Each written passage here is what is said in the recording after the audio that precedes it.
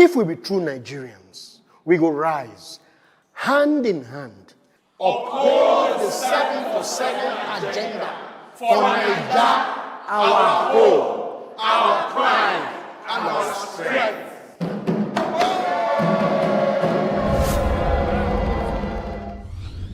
Powered by National Orientation Agency.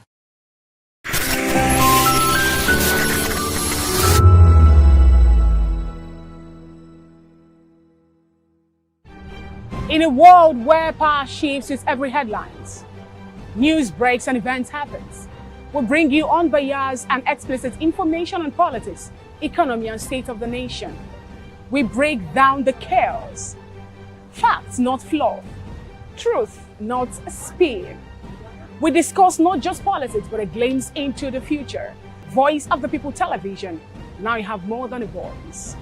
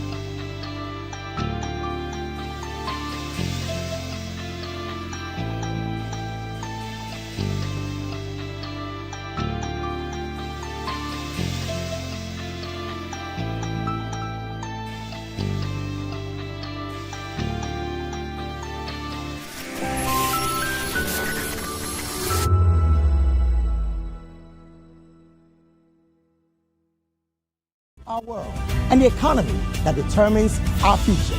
Every hour, every day, the grapevine keeps buzzing.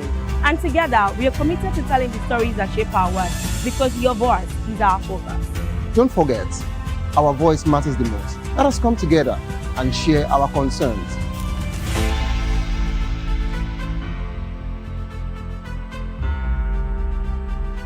Mr. Familoni, and here's to VOP TV. Keep watching, stay tuned, do not touch that dial. My name is Made Kuti and you're watching BOP TV. Keep watching. Welcome, my name is Zika Davis. Distinguished ladies and gentlemen, boys, viewers, everybody, boys and girls. This is VOP TV. Do you know what that means? Voice of the People TV. You don't have a voice, don't come here. You better make sure your voice is heard. Are you ready for the extraordinary? Something big is happening on your screen. Introducing VOP TV.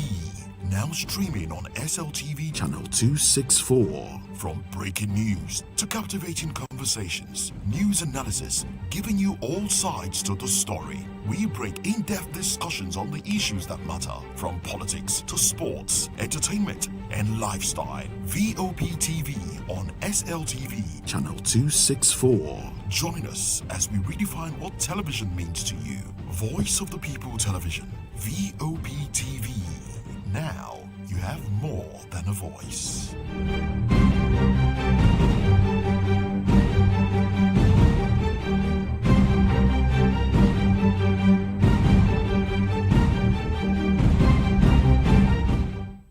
In a world where truth is the ultimate power and opinions scream the loudest, it's time to wade through the noise. Hunger no get tribe! Hunger no get religion! And scan the human interest and trending topics that matter. Stay tuned to The Issues, your plug to the stories making the buzz, from politics to science and technology, social justice, and more. Let's tackle the tough questions and expose the truth. The Issues on Voice of the People Television. Don't just react, understand. Do you want your voice to be heard? Do you know that you matter in the scheme of things? The People's Voice, the show where ordinary citizens take center stage as we discuss the biggest stories that affect you and I. With you in mind, we facilitate lively discussions, debates, and interviews on the topics that matter most to you and I, from social justice to economic empowerment, education to healthcare, governance, and more, tackling tough topics and amplifying your voice. Join the conversation and make your voice count. The People's Voice. Make your voice count. The red carpets, awards, the razzmatazz, music, fashion, interviews, and more. Spotlight on Voice of the People Television. Let's feed you with all the juicy stories in the global entertainment space, bringing you the glitz and glamour as it is hot. Stay tuned to Spotlight, 1 p.m. Monday to Friday. Spotlight on VOP TV. Entertainment like never before.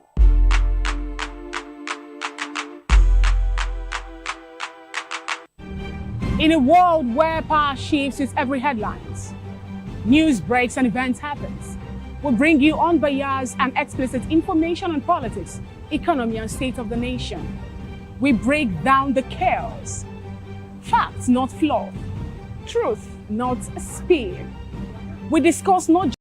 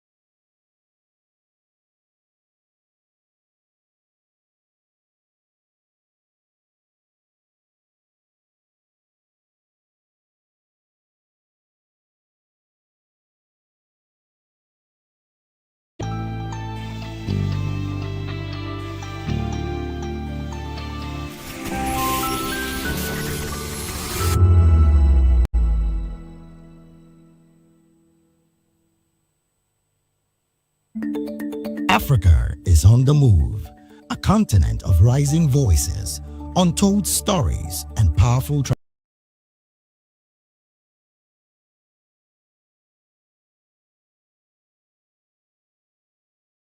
transformation of Nairobi. From the mines of Congo to the tech labs of Cape Town, they are unstoppable. This is African News on Voice of the People Television. We don't just bring you the news. We analyze and bring you Africa's heartbeat, the politics that shapes our nations, the economies that drives our future, the cultures that defines who we are, the voice that must be heard. Africa News, Africa's voice, Africa's future. Where Africa speaks, the world listens.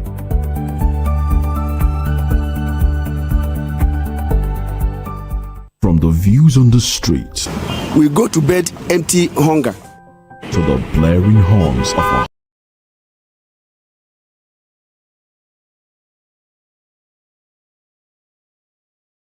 hustle. Voices of the common man got a medium to be heard. We asked the reportage of news, sports, business, entertainment, and cultural documentaries. Voice of the People 90.3 FM became a symbol for 21st century media. And now, a new baby is born. Voice of the People Television, VOP TV, youthful, full of vigor and penchant for excellence in the continent's media space, exposing the wrongs, applauding the rights, dissecting the news without fear or favor, through factual and accurate stories and contents. Corruption kills three things that makes a society. Representing the interests of the people and giving them a voice. Voice of the People TV is here to stay towards building a fair society. VOP TV, Voice of the People Television, truly a voice for the people. Voice of the people, you can hear me now. My name is Patrick Doyle, and I wish that you continue to echo the voices of the people. Big up VOP TV. My name is Suibifa Dokubo. Please keep watching VOP TV. Hi, my name is Kwekumali Ikenda Onyekwena, and I am with the Voice of the People TV. Now, if you're looking for the veritable channel for information, politics, robust discussions, you don't need to go far. VOP has you. VOP will always have you. Thank you. Hi, my name is Patrick Diabwa, aka Ibani Chuka, Amayanabo the Eagle King.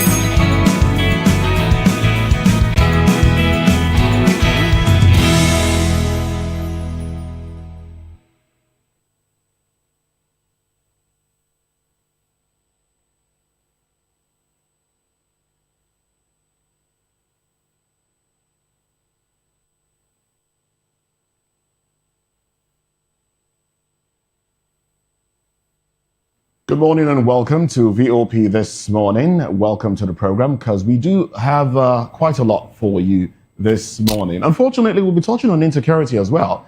I know I say that because, I mean, it's a conversation we seem to have every day right here in Nigeria in the past probably 10 years. Yeah, about that. We've been talking about the issues of insecurity. And today, we'll be looking at over 100 worshippers that were abducted in Kaduna State as women gave birth in captivity. I think out of the over 160, about 10 were set free because they were elderly and they were looking frail.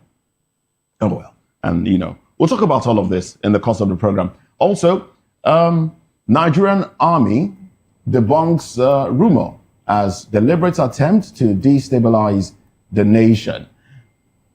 Indefinite strike closes government offices as contractors demonstrate peacefully. Well, these are the major conversations on our plate this morning, and we'd like for you to come along with us as we dissect them all. But there are, of course, other conversations that we'll be delving into this morning. I am Moses Humphrey. And I am Chukuma Okoro. Good morning and thanks for joining us. And I'm Jane Ogoye. Good morning. It's lovely to have you.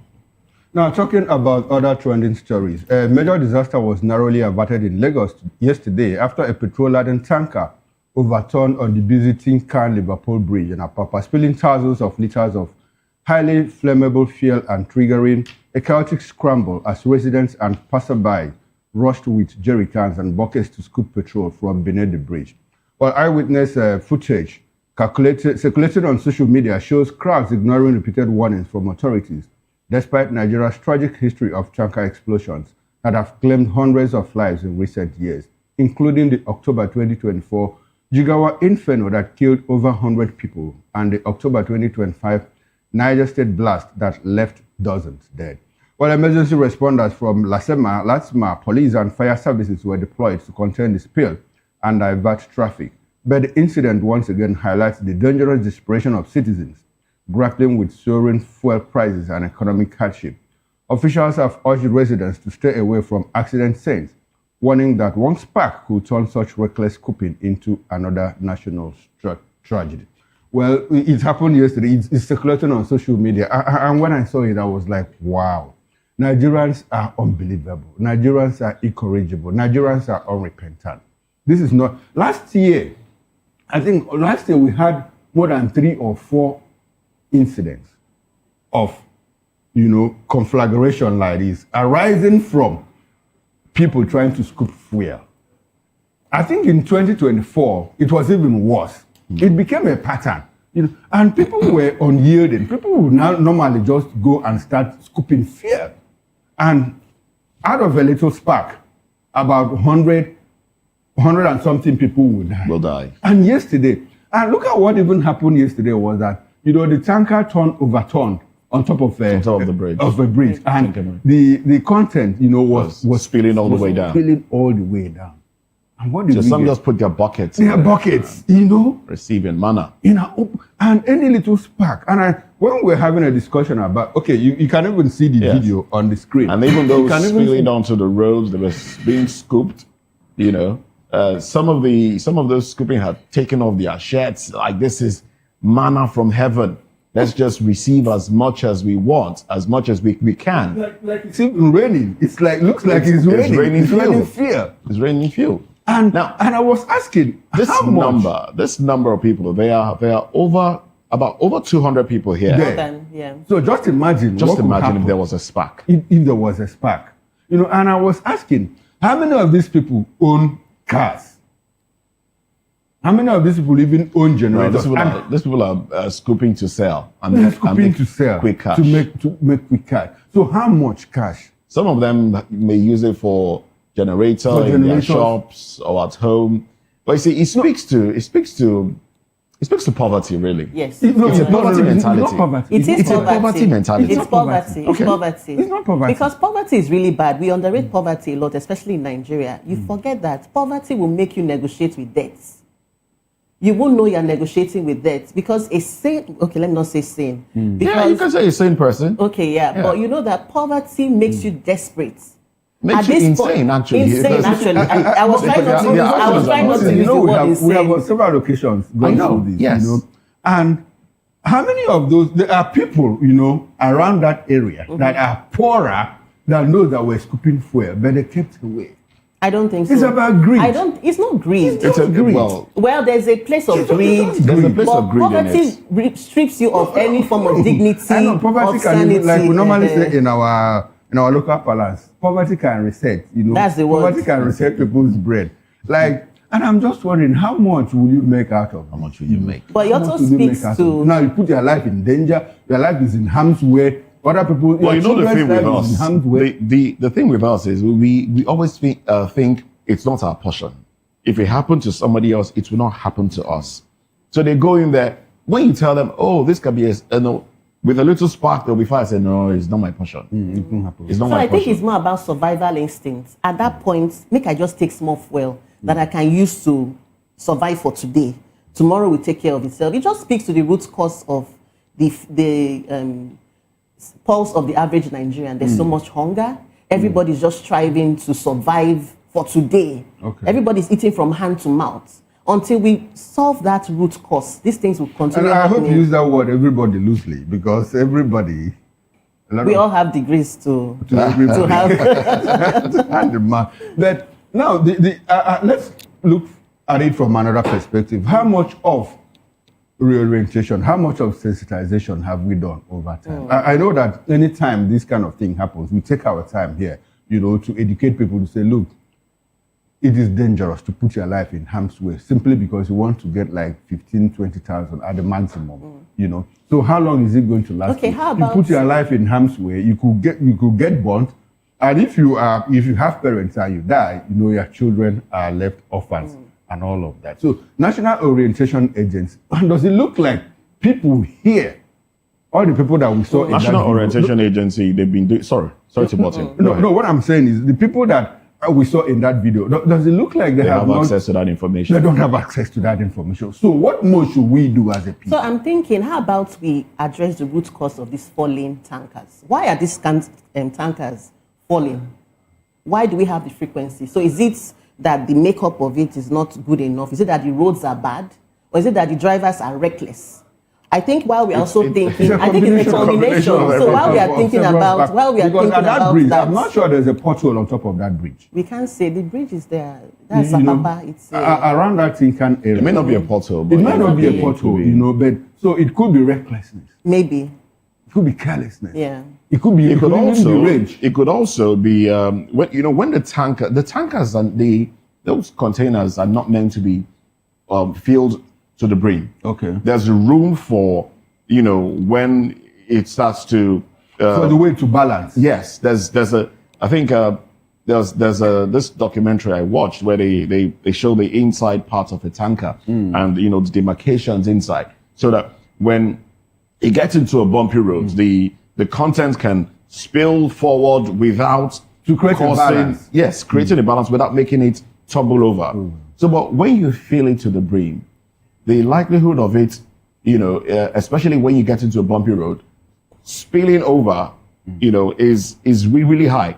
So we don't know. And another problem we have here is, who does investigations when things like this happen? Do they discover the causes of these things? Do they find a way to mitigate it? Because we just hear that there's a tanker, a tanker falls over, there's fire, people die, and that's it. And it ends there. And it ends there, basically. It just ends there. But to answer your question about the role of NOA, I think NOA has done quite a few. Okay. I've seen quite a few commercials done in Pidgin English with animated, animation. Basically, they use animation, tell you, look, don't even stand within the vicinity, run. But the point now is, how far do those things go? Do they make adverts on radio? Some of these people barely have time to watch TV. A lot of these people are in their shops from morning till evening. They go home tired and they want to sleep. The next thing they're getting on social media, that's about the only source of information. Okay, they could also use town criers. They could use town criers. Mount road shows, where they broadcast these things along the street. Exactly. And probably with videos mounted. With videos and pictures and flyers.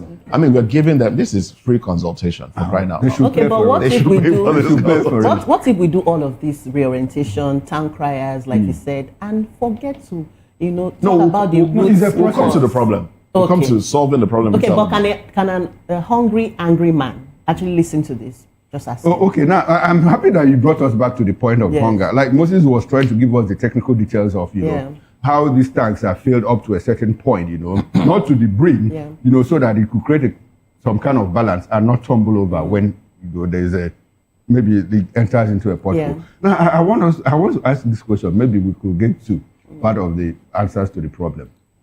Now, if it is supposed to be left at a certain, you fill it to a certain level, and now they fill it to the brim. Between the driver and the person that filled it to the brim, will you say it is poverty or greed that led to that? That's greed. That's greed. Greed. That's greed. Yes, that's greed. With traces of poverty. It's difficult, but it's basically greed. Yeah, it's greed. It's greed. So the thing is that, but I understand sometimes why our people are greedy and poor at the same time. Because we are not greedy because they are poor. But a lot of them are greedy because they are poor. They are greedy because they are poor. Some of them are greedy because they are poor, or they are poor because they are greedy. No. They are greedy because they are poor. Greedy because they are poor. Now, I want us to create a semblance of, sequence. Because people are not guaranteed tomorrow. Yes. So they do something today to ensure that one way or the other their tomorrow is guaranteed. If you have a place where you have to send your kids to school, free schools, or if they are not free, you pay minimal. Hospital, the same thing. Insurance, you have cover and all of that. What would be the need? Would there be need for someone to steal? There'll be no In fact, if the products are made readily available at very reasonable prices, like you can walk into a filling station and buy a liter of fuel for 100 naira, people will not have need to scoop this. Because a liter of fuel in some places in the country go for as much as 1,000 naira. That's true. So people feel, okay, if I can scoop a bucket full, I can get myself like 5 liters of fuel. That's like how much now? 5,000. Easy money, as it were. Yes. So, but it's up to the government now to ensure that these products, these things they are taken from our soil and refined, and the rest of them, they should be made available to the people at reasonable prices. That's on one side. And then to come to the points that Jane has been trying to buttress on, the fact that our roads are not, some of our roads are not good. A lot of them are not good. Should a tanker be plying that bridge ordinarily? Ordinarily. It looks narrow. There should be a bar. It looks narrow. But they've tried to do the try to say some tankers shouldn't go on third mainland or shouldn't go on some bridges. Other means of transporting but it still these happens. things, especially when they're going long distance. Yes. It will reduce incidents like this. You know, other means, there are pipelines and the rest There's a lot. There's a lot. And then if they have, there was even a time they said, look, tankers should not be on the road at a certain time of the day. Yes. You know, after 2 weeks, we went back to our. In fact, the tanker drivers will decide to go on strike. Yes. Because and now I would say to a large extent their point is valid because they get attacked, they get robbed by street urchins at night, at that time of the night. Yeah. They don't have enough police protection. So we have it's a combination of a lot of problems. That it will take. It's only the government that can fix all these problems because it is the role of the government. Yes, I agree with you. And as we discussed, we even keep seeing more problems. When you talk about transportation, you now begin to ask, why would you have to drive a 30,000 liter tanker from Sokoto to come to Lagos to lift fuel when we have a refinery in Kaduna? Why? Why would you have to move 60,000 liter tanker to Aba when we have a depot in Aba and we have refineries in Port Harcourt? If these things were working, you don't even need to travel this far, to get fuel. So the problems are humongous, so many of them, that at some point you don't even know where to start from, from solving the problem. So people in government, when they look at it, the thing is so complex, it's so complicated. Well, let's just continue. And even when they try to put systems in place to mitigate such things, we the people sometimes frustrated because you said something about Moses said even when you tell these tanker drivers don't ply these routes, in the daytime, let it be like night, they will kick against it. And rightly so, like he said. So how do you even ensure that some of these policies, some of these things you put in place? I think it's a big problem. It is a big problem. The leaders and the led, both the government, the governor, and the the governors and the governed. All of us present different kind of challenges. Anyway, let's move away from that. And yes, let's get to the papers now. Let's look at what headlines we have from the papers. I'm sure you find that tanker spillover in some of the dailies. But these are the headlines from the Daily Independent. The big story here: IMF taps FG economic reforms, stabilizing Naira. Fiscal position projects Nigeria's economy to grow by 4.4% in 2026. The window headlines: WEF 2026. Shetima commissions first ever Nigerian pavilion in Davos. Local contractors accuse FG of using their funds for re-election. All right. And DSS rearrests Malami after release from Kuje prison. Kano governor meets Tinubu over planned defection to APC. Nigeria's non-oil exports hit all-time high, $6.1 billion in 2025. Ododo unveils state-of-the-art security drones. Federal government targets new national broadband plan with World Bank's $500 million. The rider to that one: NCC unveils new spectrum roadmap to push $1 trillion digital economy. And the bottom strip: court slams 100 million naira fine on Nigerian army over land trespass. Well, those are the headlines on the cover page of Nigerian Tribune. Now let's do Independent. Daily Independent. Okay, now let's quickly run through the Nigerian Tribune with the window headlines. IMF raises Nigeria's 2026 growth forecast to 4.4%. Alleged abduction of 100 worshippers. No one was kidnapped in Kaduna. Police, local government chairman said. That's quite interesting. Now the big story: DSS arrests Malami after release from Kuje prison. Baba Wahala, our people will say. Alleged cyberbullying. Police file 6-count charge against Toun Onajobi. Remands doctor for issuing alleged fake report for her. Amid defection moves, Kano governor visits Tinubu in Aso Villa. Ekiti poll, PDP, SDP missing. INEC clears APC. 11 others in final candidates list. I'll take that again for clarity. Ekiti poll, PDP, SDP missing. INEC clears APC. 11 others in final candidates list. FG denies citing gold refinery in Lagos. Ondo judicial crisis deepens as budget cuts, autonomy disputes, paralyze courts. We resolved our differences. They should resume soon. Ondo Justice Commissioner. And in the world of health, brain disease is on the rise, but prevention, cure missing in Nigeria. That's coming from a neurologist. And that is it on the Nigerian Tribune newspaper. And the big story on the front page of The Nation is still talking insecurity. Alleged terror financing. DSS arrests SAGF Malami. Sanwo-Olu signs 4.4 trillion 2026 budget. Why PDP secretariat remains locked by the FCT police. CBN, banks raised lendings to firms, households in fourth quarter of 2025. Showore's trial for criminal defamation begins on Thursday. And Nigeria says they're ready for front seats in global economy. Kano governors firm up APC defection plan. How assailants killed mother, 6 children in Kano by neighbors. And pretty much those are the headlines on the cover pages of the dailies. We'll go deeper into these headlines at 10 o'clock when we get into newspaper review proper. But in the meantime, let's talk about this conversation now. Over 160 worshippers abducted in Kaduna State as a woman gives birth in captivity. Now the figure, some say over 160, some takes it a notch higher, say over 172. What are the figures actually? Oh well, these are human beings that have been abducted. If we have conflicting figures already with how many of those have been abducted, how then do we know how many of those will be released in the course of negotiations and the rest? Well, let's talk about this when we come back from this break. Stay with us.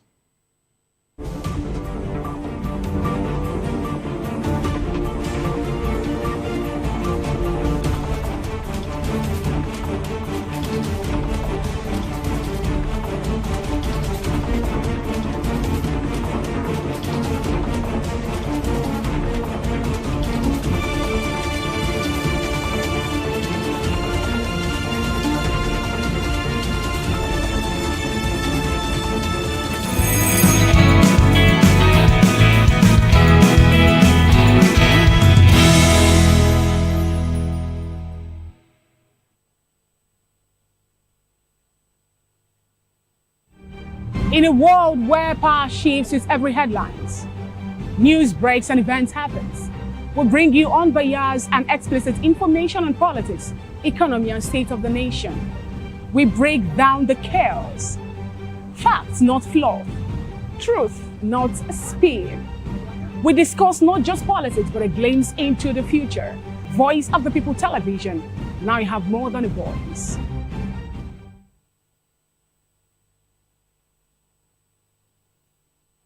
From the views on the streets, we go to bed empty hunger, to the blaring horns of a hustling city. The loudest voices of the common man got a medium to be heard. This particular administration, they were coming unprepared. It's not a bad thing to renovate the president's lodge. Through top-notch programming, unbiased reportage of news, sports, business, entertainment, and cultural documentaries. Voice of the People 90.3 FM became a symbol for 21st century media.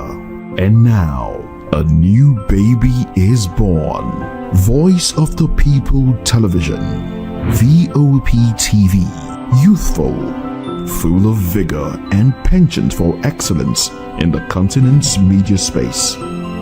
Exposing the wrongs, applauding the rights, dissecting the news without fear or favor, through factual and accurate stories and contents. Corruption kills 3 things that makes a society.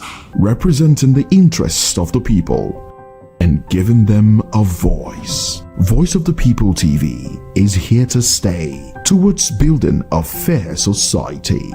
VOP TV, Voice of the People Television, truly a voice for the people.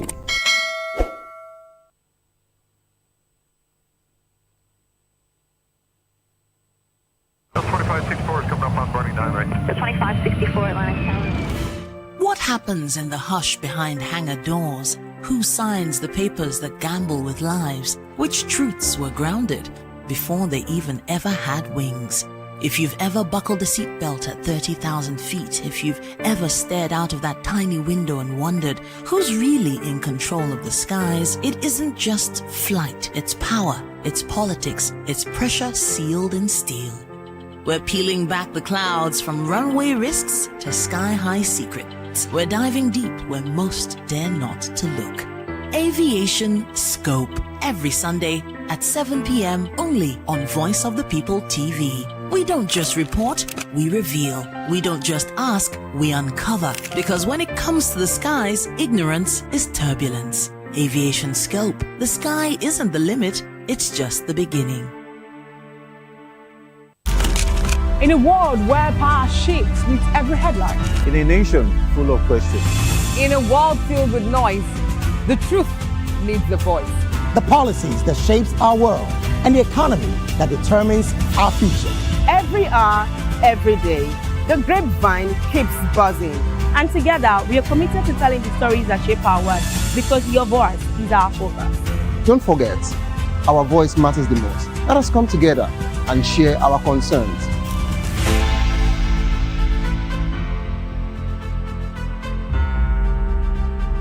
I'm Mr. Familoni, and here is to VOP TV. Keep watching, stay tuned, do not touch that dial. My name is Made Kuti, and you're watching BOP TV. Keep watching. Welcome, my name is Zika Davis. Distinguished ladies and gentlemen, boys, viewers, everybody, boys and girls. This is VOP TV. Do you know what that means? Voice of the People TV. You don't have a voice, don't come here. You better make sure your voice is heard. Are you ready for the extraordinary? Something big is happening on your screen.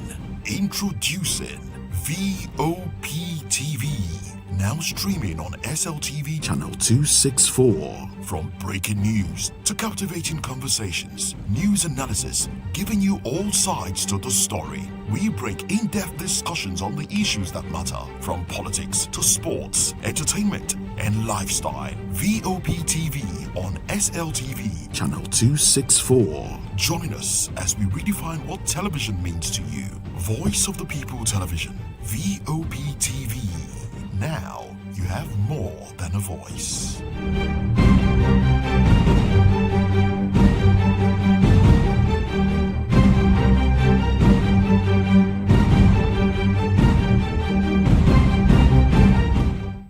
In a world where truth is the ultimate power and opinions scream the loudest, it's time to wade through the noise. Hunger no get tribe.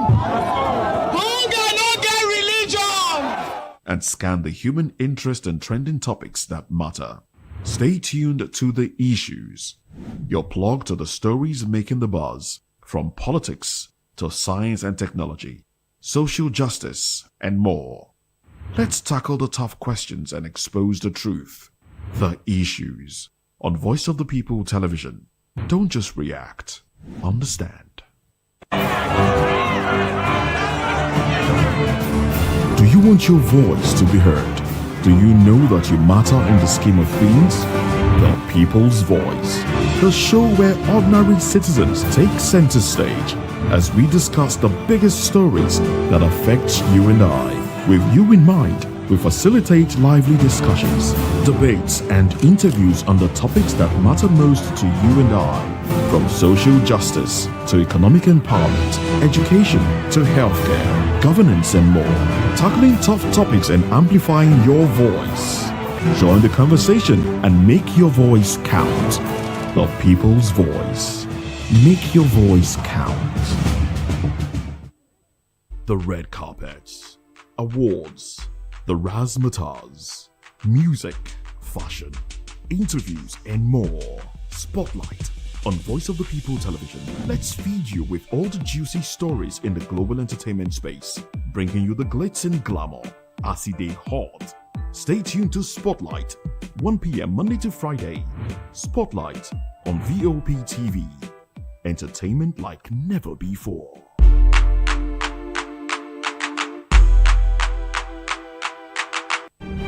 In a world where power shifts with every headlines, news breaks and events happens, we bring you unbiased and explicit information on politics, economy and state of the nation.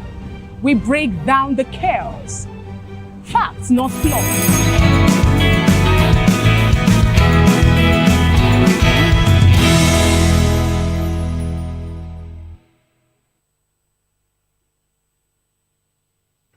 Nigeria has been rocked by yet another wave of terror as armed militants abducted more than 163 worshippers during church services in Kaduna State.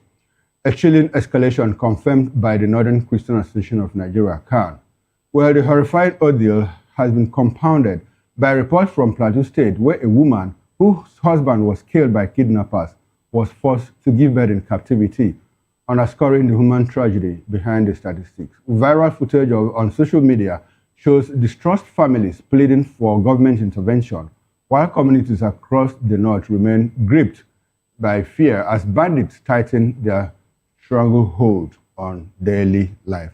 Well, the abductions come amid mounting political controversy, with opposition figures seizing on revelations that U.S. intelligence on Sokoto airstrikes exposed lapses in the Tinubu's administration handling of security operations, branding the government as screwed up and out of touch with the realities of ordinary Nigerians. Well, we've been joined in the studio here to help us make sense of this development by Prince Francis Chilaka. He's a political affairs analyst and commentator. Good morning, Prince, and thanks for joining us. Good morning. We appreciate your presence.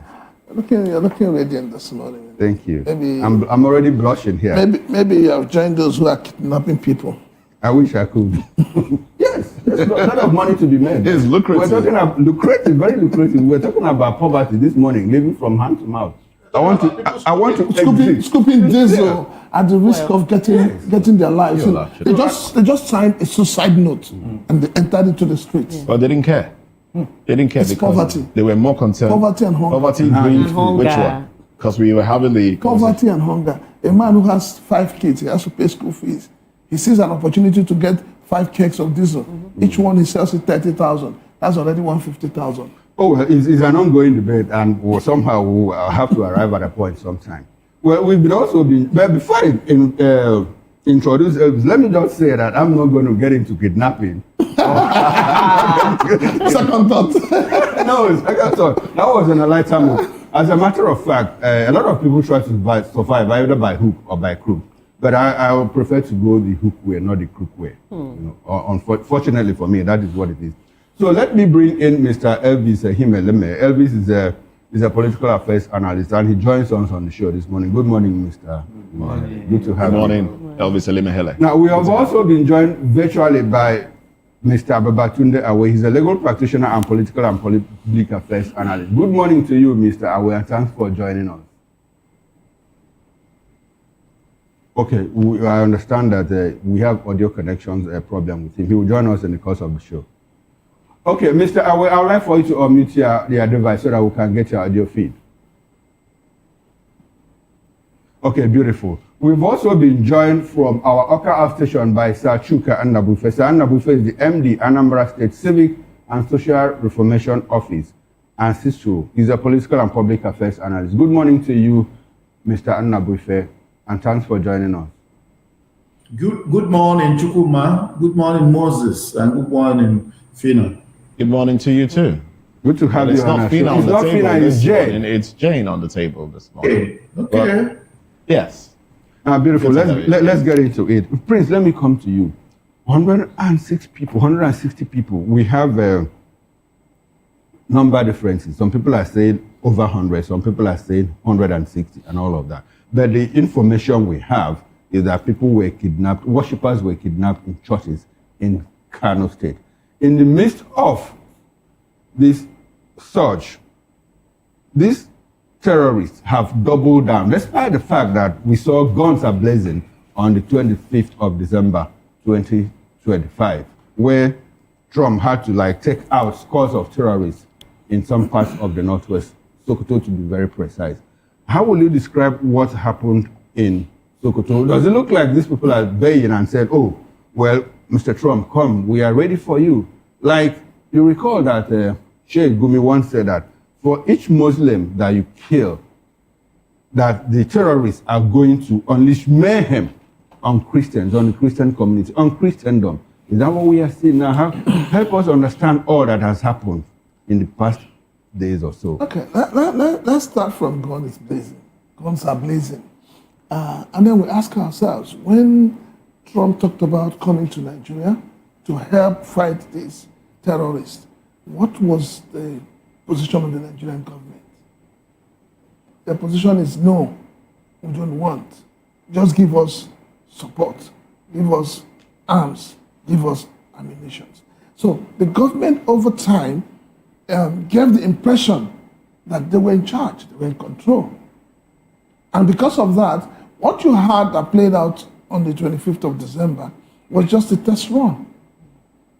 It was a test run. And after the test run, what happened? Don't forget that after hours of Trump tweeting, your government now came and said, we gave the intel.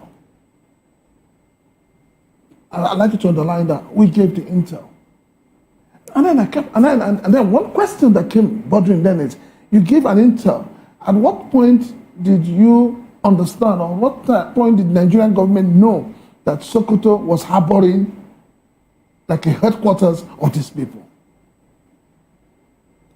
So it's like cat and dog right now. And the government has failed to be honest and sincere with the Nigerian people. And until the government wakes up from that slumber, things will not get better. And we're talking about 100 people. It takes us back to Chibok girls, not one. It takes us back to Dapchi girls, take two. It takes us to Niger State. And now it takes us to Katsina State. We're talking of numbers, 100. Okoro, how are these people moved? Are we saying that by the time these 100 people are being moved, the community around where they were kidnapped from, everybody goes to sleep? We don't hear their footsteps. We don't hear any noise. Nobody knows. It's like we use AI. These guys use AI to come up with a tunnel where they all enter and disappear. Okay. Now, Prince, you have asked a very pertinent question. People in the community, if they come to know about it, what would they do? Wouldn't they run for their own lives? In the process of running, you cannot tell me that you will run from here all the way to mile 2 without seeing a police checkpoint, or without seeing a police station, or without seeing an army checkpoint, knowing the fact that these areas right now are volatile. People are living in fear. I had thought that Kaduna State had come out of it, because that was the impression we were given, that they had an understanding with these guys. Why we are all talking about this kidnapping and all of that? Look at the nonsense going on in Katsina State, where the governor is bent on releasing 70 terrorists. Does it not show you that there seems to be a kind of connivance between these terrorists and government officials? Okay, more like complicity. That's what it is.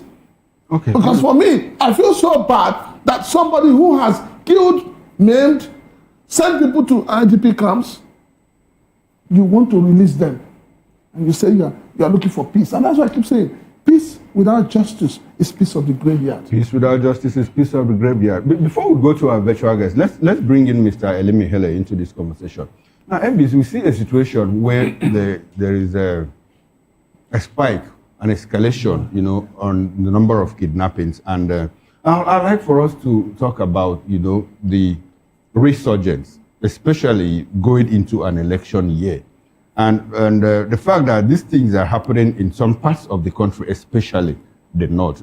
Are we trying to, is it a replay of what happened in 2015, where there was a sense of, the president cannot, protect his people, and so because of that, he has to walk away? Is that what we are seeing? Is there a replay of 2015? Yeah, it's more like that, Mr. Koro. You see, that's why I keep telling you that there are designers. There are people who are behind this, quote, insurgency in this nation. These people have a game that they are, playing to Nigerians, like a chess game. You just made mention of it. America came on 25th of December, 2025, just some weeks ago, not up to a month. And since they came, it has never been good. We have, you know, it was after they came that we had the kidnapping of these children in Niger State. Yeah. Then we have the market situation that they went to market in Niger State. Then we have this one again now. So the architects who are behind this insurgency in this nation, they are orchestrating again. Yeah, we are. This 2026 is actually the election year. Forget about that. The election year is going to take place on the 2027. Yeah. This is the preparation of the election that is the election. More of this will happen. Go and mark it. Okay, now more of this will happen. Yes. If you have established that it's a replay of 2027 where these elements had their way, they were able to, you know, change the narrative to say, oh, the president cannot, Jonathan cannot protect Nigeria, so he has to leave. I would like for you to now juxtapose this between Jonathan and Bola Ahmed Tinubu. If you understand their personalities, their idiosyncrasies and all of that, do you think that it's something that might happen again in 2027? Do you think that Tinubu could be taken out simply because, he's unable to protect Nigerians? You know, there is trouble in the land everywhere. Is it something that can replay? Mr. Koro, if you look at what is going on in Nigeria now, most of the when you listen to some of these Arewa people, what they keep telling you is that Tinubu does not deserve a second term and he should go. That's what is going on. They are not telling Nigerians that these are the reasons, or this is the reason what they are coming to do better. But all they are saying is that Tinubu must go. This was exactly how that campaign was so stringent with Jonathan. Remember in 2014, 2015, and Jonathan was, you know, taken out of office. That's when I see when I see all this cross carpeting and endorsement. I keep looking at. Now, my direct question, Elvis, is: do you think that these elements will be able to pull through this the second time with the personality of Bola Ahmed? What is the personality? Do you know whom these elements are working with? Okay.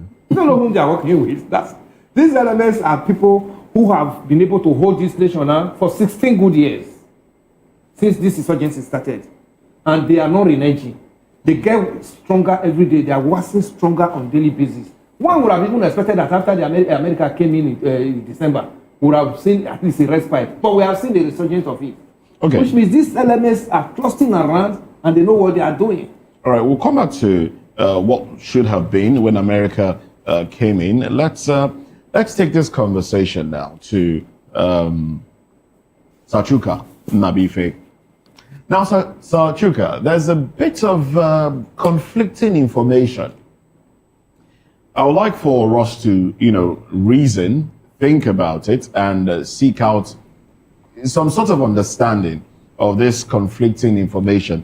First, the chairperson of CAN in Kajuru area where this kidnapping took place is saying, look, about 172 people were kidnapped, 9 of them escaped, and then in the process, they took the rest away. And the church, he says, are trying to come up with a list of those that were kidnapped. Now that is on one side. The commissioner of police in that area, I think his name is Muhammad Rabiu, said the information that was pushed out is false. According to him, when he heard about the attack, he mobilized policemen to the area and they didn't see any evidence of kidnapping. You know, they looked at the churches, there was no evidence. I don't know the evidence they were looking for, maybe blood on the floor. They didn't see any evidence. Also, the local government chairman, Dauda Madaki, is saying the same thing, that it's just rumor to make the government look bad. Now, what do you make of this conflicting information? CAN, representatives of CAN, the chairperson of CAN in that local government area, you say, look, people were kidnapped and we're coming up with the list. The police and local government chairman are saying no such thing happened. What is the danger in such conflicting information? Well, there is everything is about the danger, but actually I would like to talk about the consequences most likely. The outcome the feedback and the ultimate implication of the feedback. That's how I want to take it. The implication is that the issue of the kidnap is could be fake news, could be a false narrative, or a sensationalized news. That is what the police has established.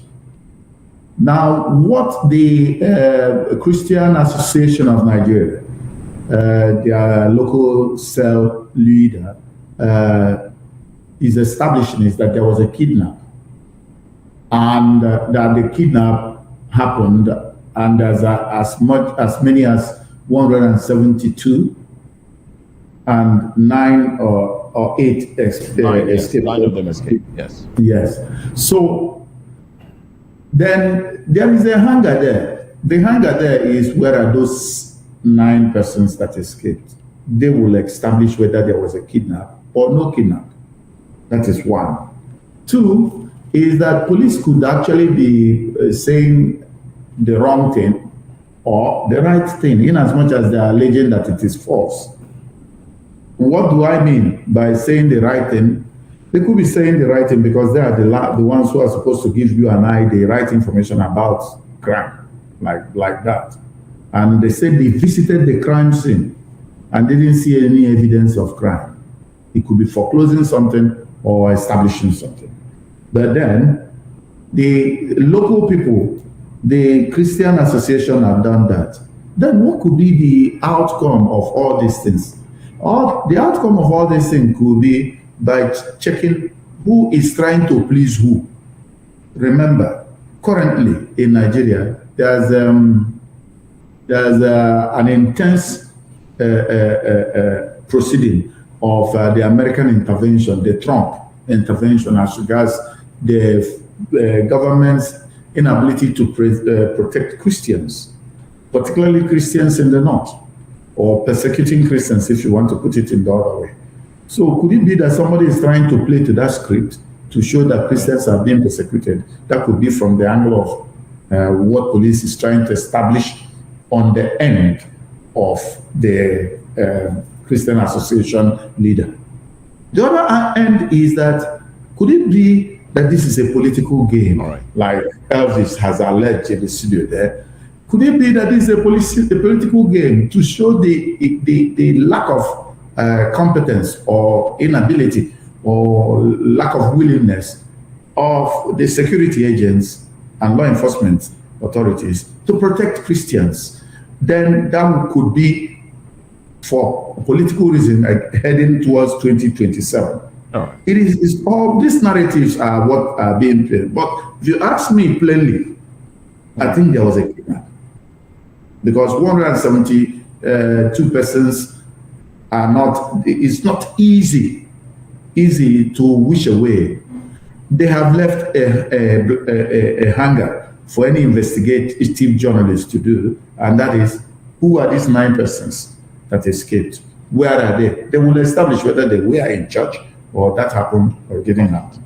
All right. So I think we should be, police can be playing the ostrich, or the Christian Association can be playing the sensationalists, magnifying it to fit their narrative. All right, thank you very much, Sir Chuka Nabife. Prince, with the police rushing to the scene, doesn't it make it even more difficult for private investigators to investigate, seeing that probably shells of the either bullets fired into the air may have been taken out? I mean, that's a narrative that some people are saying. If the police rushed to the scene and are reporting that there was no evidence, could it be that they took out the shells and probably, hid the evidence and is saying, and then where does this leave us really with conflicting information? Well, the conflicting information you're having is because of the trust deficit between the people, the government, and the police. Nobody would take anything said by the police seriously anymore. Why? Well, let's look at something that Chuka, sorry, please. What he also pointed out, the narrative being pushed out there, that, to buttress the fact that Christians are truly attacked, as this might further encourage American invasion of some sort? I think we seem to be playing politics with our lives, or the lives of Nigerians, so to say. If you're not in a war zone, you will not understand how people in the war zone feel. And so when people tell you there is a kidnap, there are some conspiracy theories that cannot work. If you're telling me that 4 people were kidnapped, we understand. But if you're telling me that 100 people were kidnapped, going by the way kidnap is done in Nigeria, going by the way that I'll take you on a journey. Kwara State, you remember when the church was attacked? You know, the police first of all said, absolutely, yes. So these are reasons why people don't trust the police anymore. And the police rushing to the scene is unheard of. It's unlike Nigerian police, rushing to the scene. And why is it that the police will always get to the scene after the crime has been committed? So for me, I believe that to a large extent, people were kidnapped. Maybe not in that number, but I believe that. I don't think anybody would wake up and say they kidnapped people and go to bed. No. Something happened in that vicinity.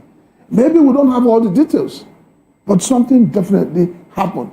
And I don't think the church has gotten to that level of, lying. The church has not gotten to that level. And why would anybody want to lie? Knowing that if you're arrested for lying, you have committed a crime. So it's now a war between Khan and the police. And obviously, the local government chairman, who do you expect him to side? Well, Prince, don't you think we should be worried that insecurity has been so normalized that you know that in saner climes, when we have repeated failures like that, there should be resignations. Some people should be punished. But we also have, on the other hand, we also know that a lot of communities are very sympathetic to these guys. So sometimes I wonder, is it because of fear, or because we can't say that we lack intelligence? Well, when you say is it because of fear, the first thing you should ask yourself is, there are people, Nigerians today, living in IDP camps. Yeah. We're not talking about 100, we're talking about thousands living in different IDP camps in the north. These people did not migrate from Lagos to those camps. These are people who have ancestral homes, and they've been chased away from their ancestral homes. Who are those occupying those ancestral homes? So if government is saying that they're in charge, why have they not been able to relocate these people back to their ancestral homes? So it's difficult for government to claim that they're in charge. They're not in charge. You heard your Minister of Defense saying that anybody who is sympathetic to a thief is also a thief. And then I'm asking, Katsina State Governor, is he a thief? Is he a terrorist? Because it's being sympathetic. You want to take people who have been arrested, and you say you want to use them for negotiations. Is it the duty of the government to enter into such negotiations? Don't forget that what you have playing out now, the moment an issue has been declared as terrorist, it is the federal government, the federal might. Why is the federal government not speaking? Why is it that the president has not called the Katsina State government and said, this thing you want to do, you cannot do it? Why are they keeping silent? All right, then. Thank you very much, Prince. Mr. Elimehele, let's compare this to the St. Mary's Catholic Church kidnap, where some students managed to escape, and initially there was this confusion as to whether they escaped, whether they were let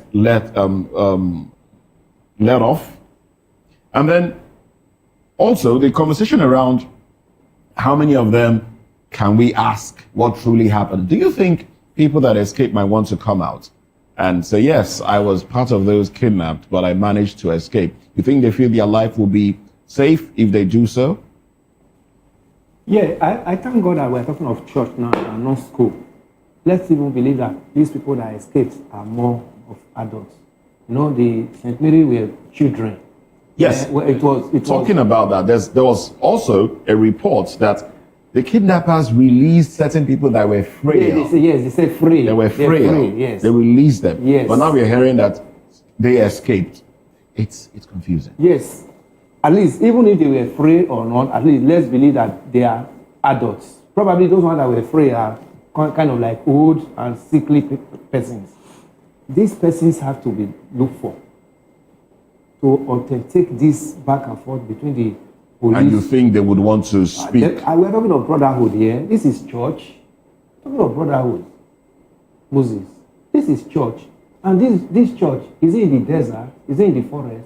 Is it in a village? Apparently, if we want to go by the reports, they came, shot into the air, and rounded up the people and took them into the bush. So it's easy to assume that the church or the churches, as it were, they said 3. Understand? Yes, that they share a boundary with a bush path.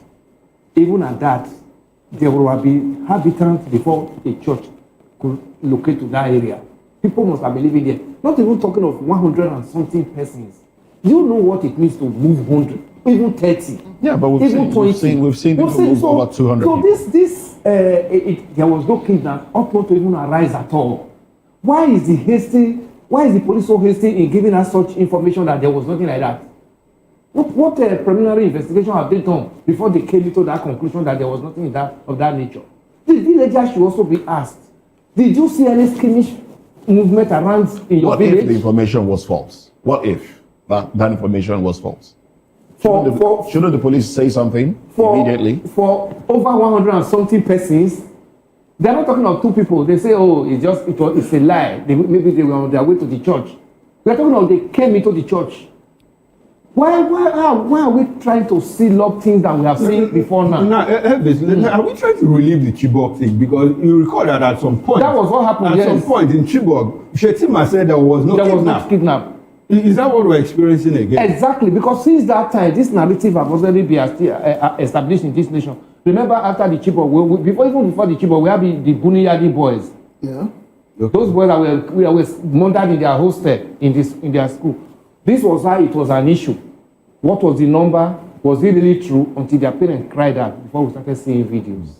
Now we are seeing, why is it anytime something as magnitude of this nature happened to Nigerians, the only narrative we hear is that it's a lie, or it's not true, or the number is not up to that number. These are the things we keep hearing. Why is it that we can't take our information and tell the world what we are going through?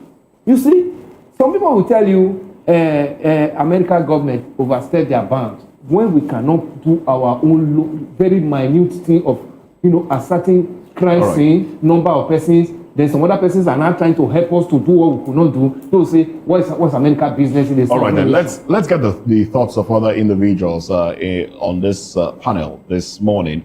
We have Babatunde Aware Esquire. Good to have you join us, a public affairs commentator as well. Good morning to you. Good morning, sir. Good to have pleasure to be here. Now, tell us, please, what are your thoughts on this? I understand that you've been following the conversation so far. Yes, I have. Go ahead. Beg your pardon.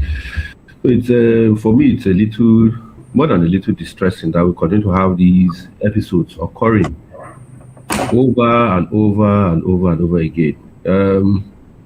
It's of course an indictment on our security operatives. People say security architecture, but there really doesn't appear to be any architect. You don't have architecture without architects.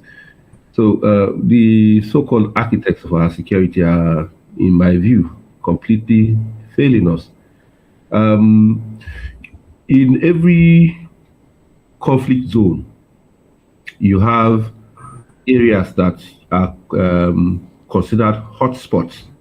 So those so-called hotspots must be carefully monitored at all times, especially when you have repeated recurrence of incidents of a particular nature occurring in those areas. Now, we keep the southern Kaduna is a place I'm very, very familiar with. Kafanchan, Kajuru, Kachia, all those areas are places I'm very, very familiar with.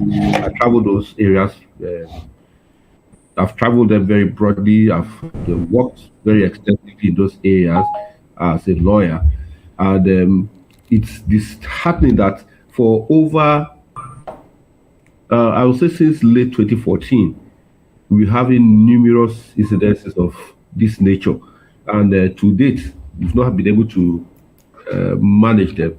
So the issues are, they of course definitely the blame will lie squarely within. When you say since 2014, you've been having numerous incidences of this nature. Are you talking about incidences of this nature in Kajuru area? Yes. Or Kaduna State? Violence against particular religious in that area. Not just Kajuru, Kachia, Kafancha, all those. That negates the statement. That negates the statement of the local government chairman, Daudu Madaki, who says, "Look, this information is put out there to distort the relative peace that they are experiencing in that area." Well, I don't have intelligence about the exact happenings on the ground, but we follow reports. For us to make analysis, we follow reports. We look at the persons making the reports and the sources of these reports. We have reports coming from families. Particular families were named. A particular family was named. 4 particular individuals were named: a husband, a wife, and a child, and a visiting person and a guest in their home. 4 persons were named. The Beatrices, they were named in that particular incident, right? And the particular organization responsible for the welfare of the persons who were attacked, that's the Christian Organization of Nigeria. Yes. Christian Association of Nigeria, yes. Gave us a report and gave us near specific figures. They said over 160 people were abducted. Those names are being compiled. So it's of course it's natural for crisis to be managed where the nature of casualties or the number of casualties will be downplayed. It's everywhere in the world that is done. Okay, all right. But Barrister, are we talking about managing this crisis? In the course of your intervention, you said we've been finding it difficult to manage this crisis over a period of 14, 15 years. Now, we have a situation where we are in the midst of insecurity. I'm talking about the management. We have a federal government, that has chosen to manage it differently, like go to United States of America, pay a huge amount of money, like $9 million, over 1 year. They are going to pay over $9 million in 1 year to help burnish Nigeria's image before the Trump administration. Do you think that that's a good way of managing this crisis, rather than look at the underlying causes, the root causes, where we are using a whole amount of money to burnish our image? Is it a track that will help us in the end of it all? What's your reaction to that management model? Well, it's like a man that is dying of hunger suddenly getting 30 million naira and is going to go and buy Lexus. You understand? So it's just for me, those funds. Of course, there's no government, even the government of the United States, that will seem to copy a lot. They do a lot of, they pay a lot of money to lobbyists, right, all over the world for all kinds of arrangements that they seek to get to push a narrative in respect of. So naturally, yes, you must lobby, and lobbying is not cheap because lobbying is deep. Lobbying goes to some of the highest levels in government, right? And those arrangements must be set to consultants to pursue those lobbying arrangements. However, if you look at the cost of providing a simple aerial surveillance, buying thermal drones, or creating arrangements that can, raise early warning systems. Some of the most elementary arrangements, that can pursue. You know how many thousands of guards, how many thousands of hunters, how many thousands of local experts, you understand, can be hired with $9 million? It's incredible. The point I'm making is that, yes, lobbying is understandable. However, we are overlooking some of the most fundamental security structuring arrangements, particularly the military. Attacks continue to come and pour in against a particular community. You should understand, if you have rats coming into your house, there is a particular location the rats penetrate your house from. Identify it and plug it, and the rats are gone. If once you plug it and the rats are inside the house, you pursue them and eliminate them in the house using rat poisons or traps or whatever. But you identify, they can't keep coming. There must be a route through which they penetrate this community.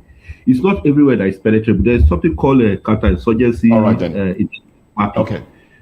For sure, you are able to map the locations through which they attack you. You are able to make arrangements to counter their. Of course, our security agencies should know all of this. Well, thank you very much, Babatunde. Now let's go to Comrade Ibrahim Momo. Good morning to you. Welcome to the conversation. We've kept you waiting for quite some time, but now you're a human rights activist, and you do a whole lot of other things, including being a lecturer and the rest.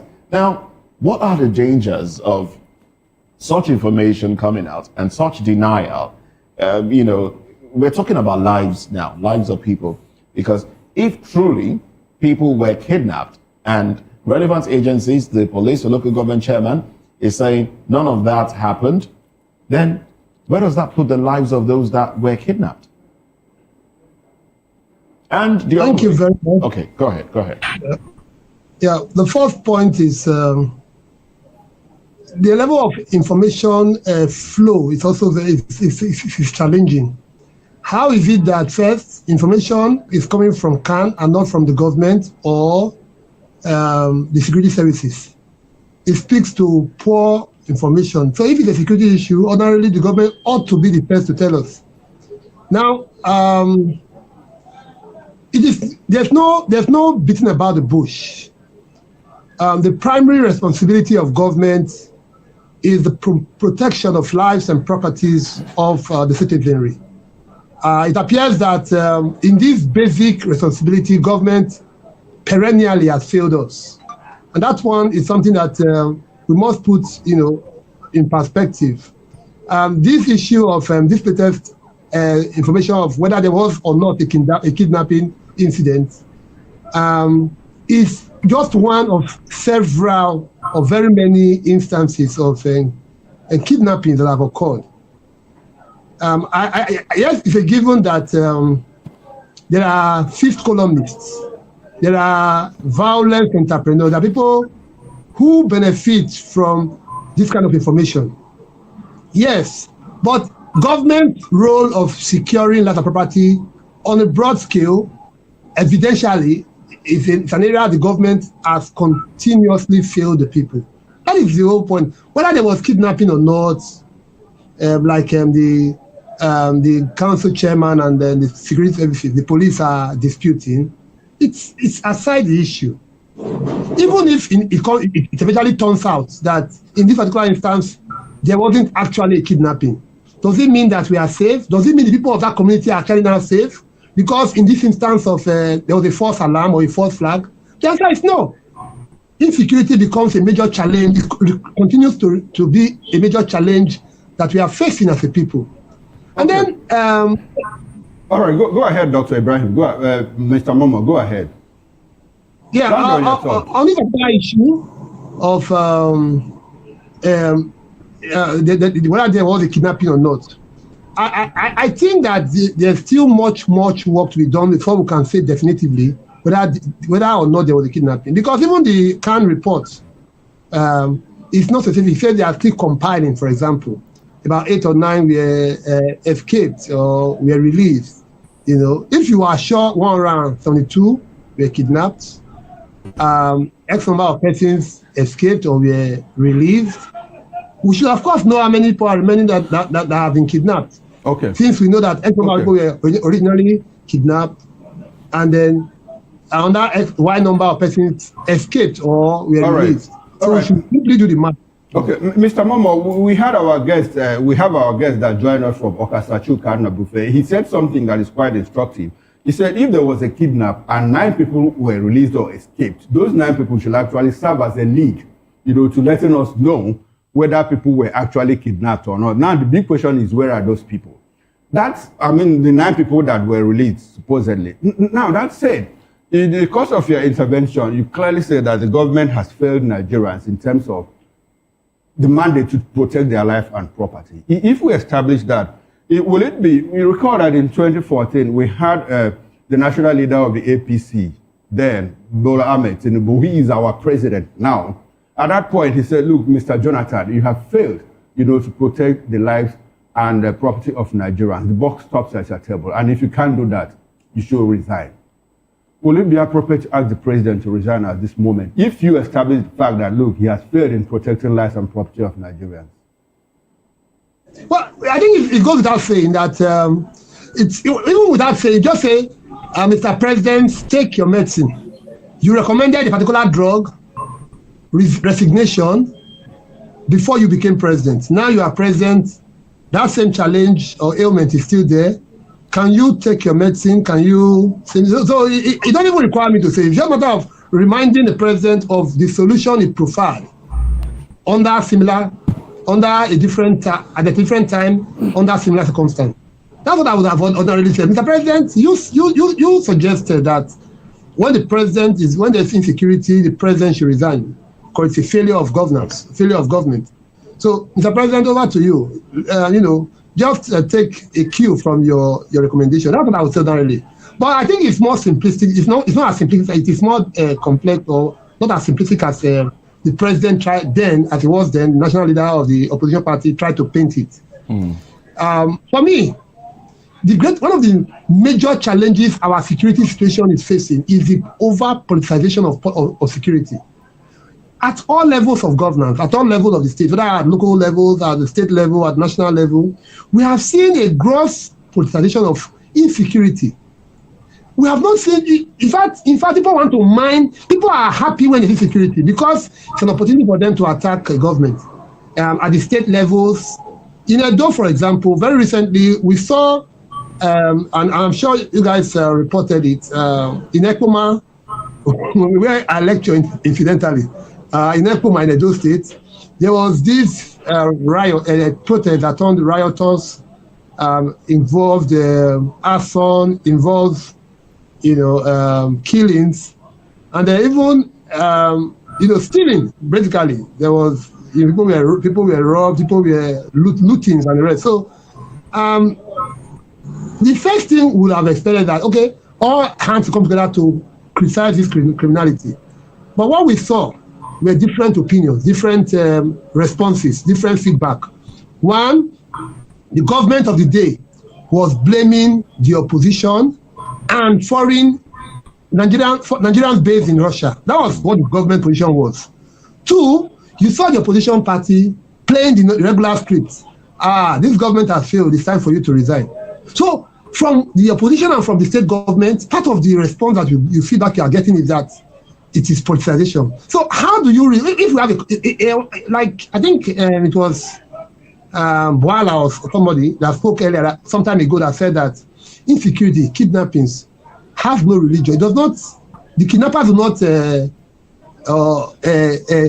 identify, kill based on religion. They kill because that is who they are. They are criminals, they are killers. So are the kidnappers who were operating in Ekuma up until recently, were they looking at, which party do you support for the kidnap? The answer is no. So I think that if we even resolve or agree on this issue of should we stop politicizing security because it's a common challenge, we'll have a better way out of our quagmire currently. All right, then. Thank you very much, Comrade Ibrahim Momo. Now, I'd like you gentlemen to stay with us. Prince Francis Chilaka, Babatunde Awe, Comrade Ibrahim Momo, Chuka Nabife, and Mr. Elvis Elimehele. Stay with us as we get into another conversation now. Still bordering on security, all right? The report on mutiny, the police says, the Nigerian army says, is fake and a deliberate attempt to destabilize the nation. But let's talk about this report and other pertinent issues around it. Join us again after this break.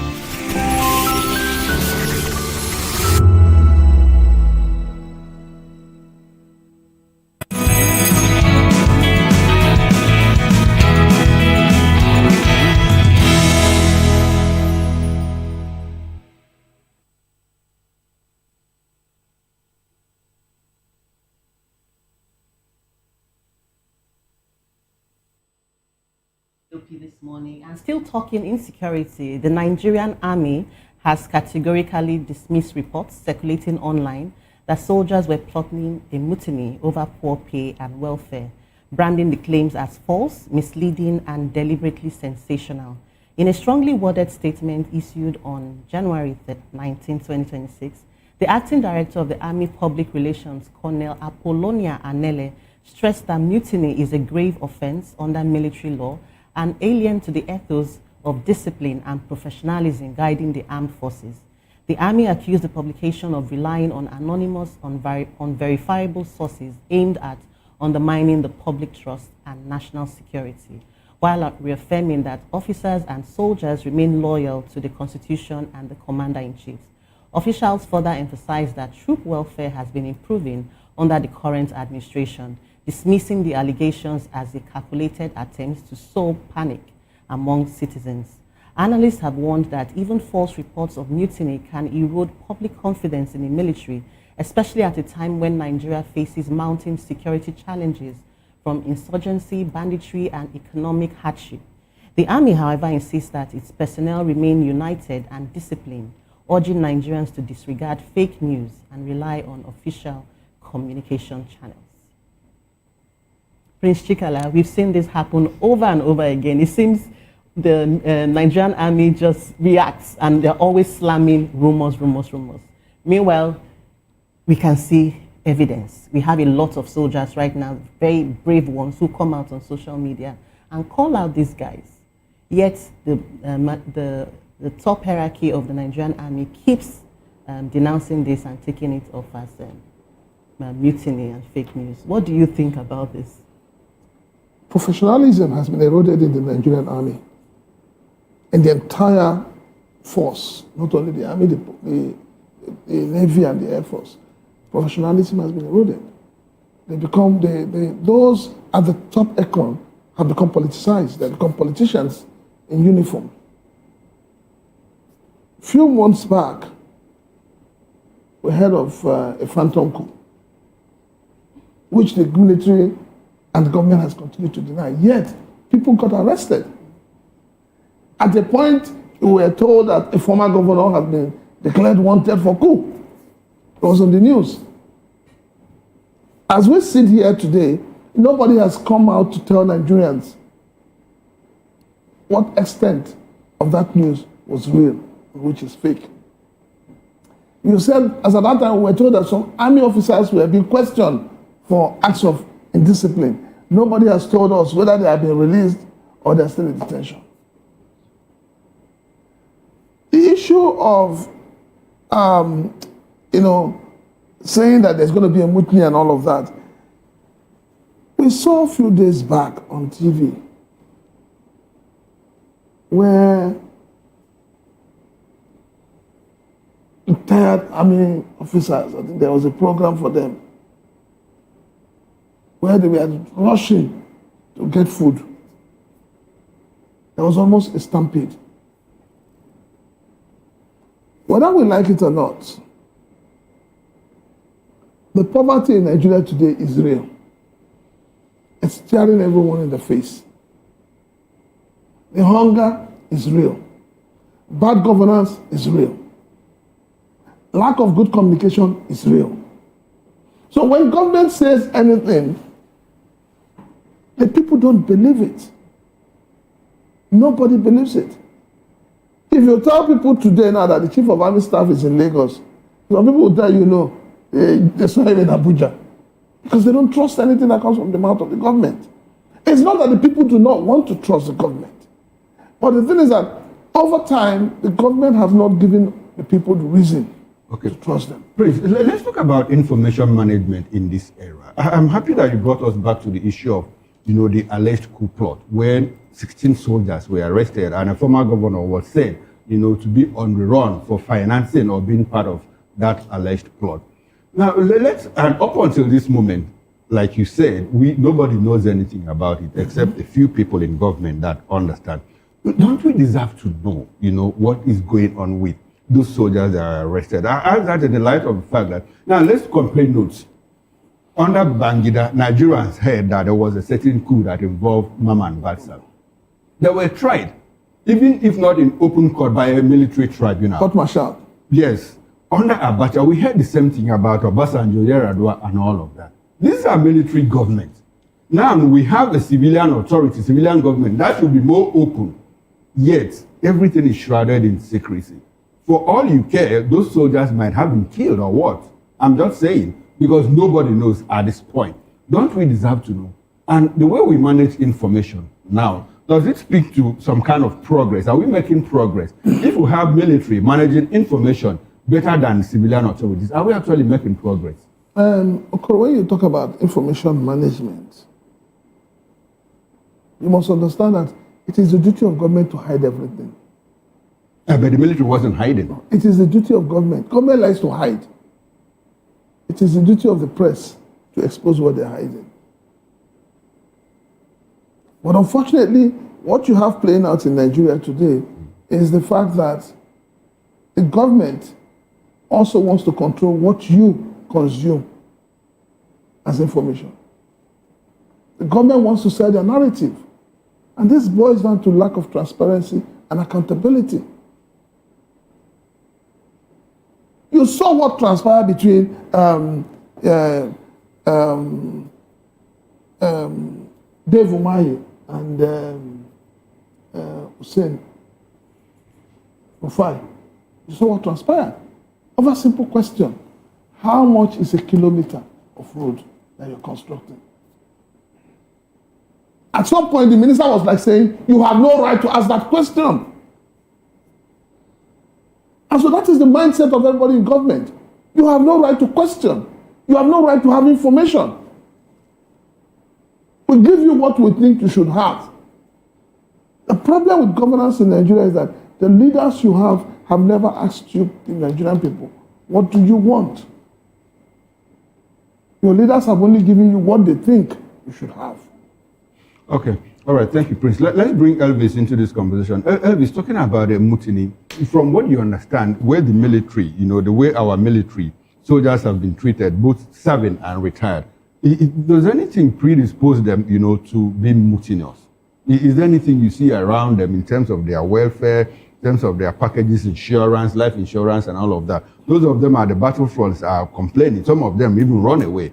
Is there anything that should predispose them? But we also see generals, retired generals, walk away with $20,000 apiece. So if you balance it up, should there actually be a meeting? Because I see the president give order, look, no, settle these people, pay these people, and all of that. Why are we hearing about a mutiny? Should there be a reason for that?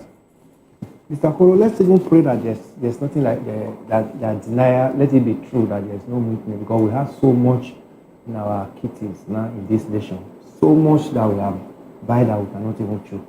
Mutiny should not even be part of those things we should be discussing in this nation now. But your question, there's an adage in my place that your dad, as the first son, must not, when he's sacrificing to his late father, in your own presence, you the first son, he should not use the bone to sacrifice to his late father. Because when he also dies, you will also be using bone.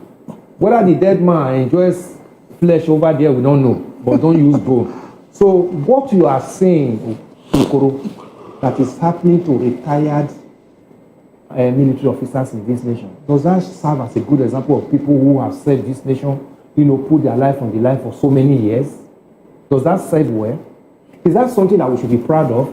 Is it something that we even, ginger a younger person and say, I want to be in this organization, knowing fully well that if I don't die, at least at the time of my service, I have better things to enjoy at the end of the day. Do you see that?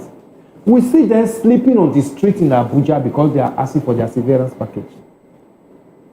We see some of them that are talking about, I read a story this week, over the weekend, 1979, those are some of them that fought civil war. Till now, they've not been paid a couple. Some of them have died. It's on air. So bringing it down to the information that, there was a mutiny or there's not, there is a lie and all that, I pray there should be none, because we have heard these boys on the front line. They are feeding.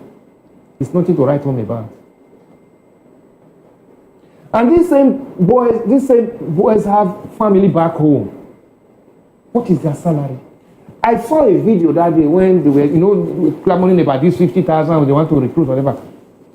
The military officer came out and said, come on, it's not for you to say you want to come into the military. The salary of a Nigeria private take-home is just 102,000 naira. He gave it from private to all the ranks. And he was comparing it to some other countries, that even in Ghana here, is Nigeria richer than Ghana or Ghana richer than us? So a situation where some people just believe that it is now our own heritage, that we should be the one that have it, to have it. Others can go to hell, can bring money. We have to check it. What they take home every weekend in National Assembly, you and I is not aware. We just heard that day now, because there's trouble in Rivers State, that even before the Abducted left Rivers, he signed a 350 million naira to each of those legislators for constituency allowance, constituency projects. 350 million. All right. You know what that means? The children our men are the trenches. They are talking of 1,500, 2,000 naira for a meal a day. All right then. I mean, will it not lead to something of this nature? A lot of cause to be discussed in this regard. Let's go to Mr. Babatunde Awe, Esquire. All right. So, Babatunde Awe, let me ask you this question. And by the way, I would like for you to unmute your device so we can get your audio feed as you react to the question. Just the other day, it was Armed Forces Celebration and Remembrance Day, and we saw, like has been stated, some, retired officers, colonels, sergeants, and the rest of them. Some of them linked to the venue of the celebration. A lot of them complained about, not being taken care of. Those that even have a roof over their heads would say, oh, their children built it for them, or they have been abandoned. How can we fix this problem? Because if we don't fix it, there might be some sort of uprising, especially considering the fact that we have neighbors now that are governed by the military. Don't you think that in itself can instigate some sort of uprising within the military? Well, a nation that doesn't take care of its military is just priming itself for disaster, because they're the first line of defense, really, right? Especially, in a country that is at war. Because one of the things that we really don't understand, we attend parties, we have shows going on, we really don't appreciate the fact that Nigeria is at war. Nigeria actually right now is at war. Right, we are fighting wars on various fronts. We are fighting the Middle Belt. We are fighting in Northeast, the Northwest. We are fighting everywhere. Right, so it's a country that is at war, serious existential war, because there are some people that want to come and take over the country and impose an ideology of the country that is alien to the constitution of this country. So the line of defense is our military, and for our military to perform, they must be motivated in terms of welfare. They must be supplied in terms of hardware and weapons. And they must be guaranteed recognition for their service.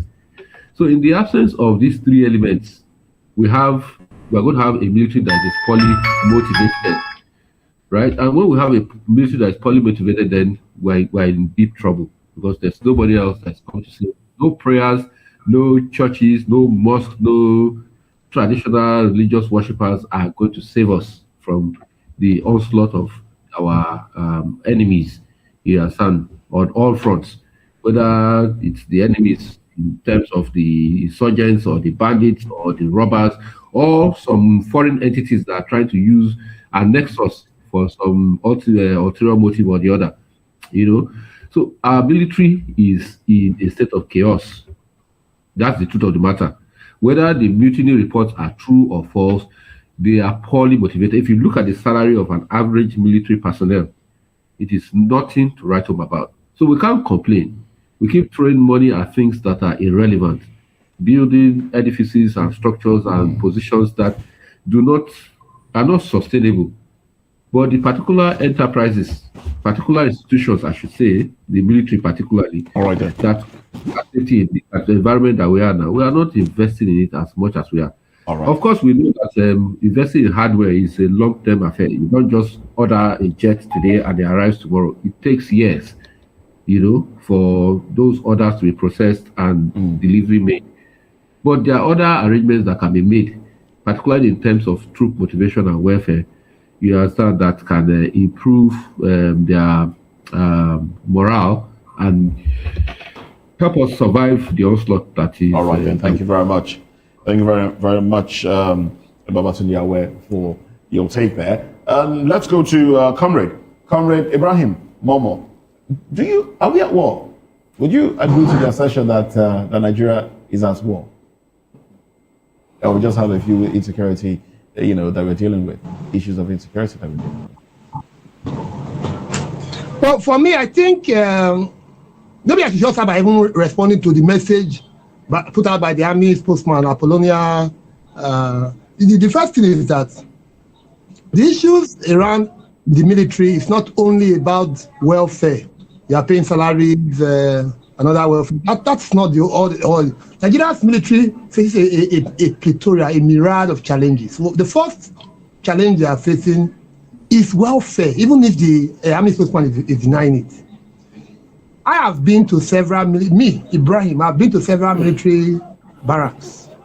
The situation, the environmental conditions, even some of the buildings, and it's very appalling. Where they live. If you want the best of the military, you must take care of the military. It is not about throwing money in budgetary allocations. Are those funds released? If they are released, do they trickle down to the rank and file of the military? Because it is oftentimes, historically, we know how many former chief of defense staff or chief of army staff have been arraigned in court by the FCC on grounds of embezzlement of money laundering. We know how many in this country. The information is everywhere. So it's not about how much is allocated budgetarily. Does it get to the grassroots? Okay. So welfare is one issue. The other issue that the military is facing is equipment. How come, up until recently, it appears that the bandits, the violent non-state actors, it is bandits, it is Boko Haram, it is the killer headers, those who masquerade as headers but they are killers, and other violent non-state actors, they oftentimes score victories. They have attacked barracks, military barracks in Kaduna, for example. They have hit and run even areas, overrun areas even where the military, in Borno, in Zamfara, even where the military is stationed, stationed. And then the third point around, the challenges the military face is, fifth columnists or those who leak out military movements. We heard recently a brigadier general was said to have vanished or have been killed. So we have people who are fifth columnists, even within the military, who sell out information about the military plans, military movement and activities out. So it is not only I read through the report of the response of the army spokesperson, and I found that he didn't even scratch the surface of the issues of impacting and affecting the military. So you are paying salaries. How much are you even paying the military? In an area where you have skyrocketing inflation, what are you paying? Have you raised the salaries and emoluments of and allowances of the military rank and file to meet the galloping inflation that the country is facing? If you have not, what kind of payment are you saying you have? When last was the salaries of the military personnel increased?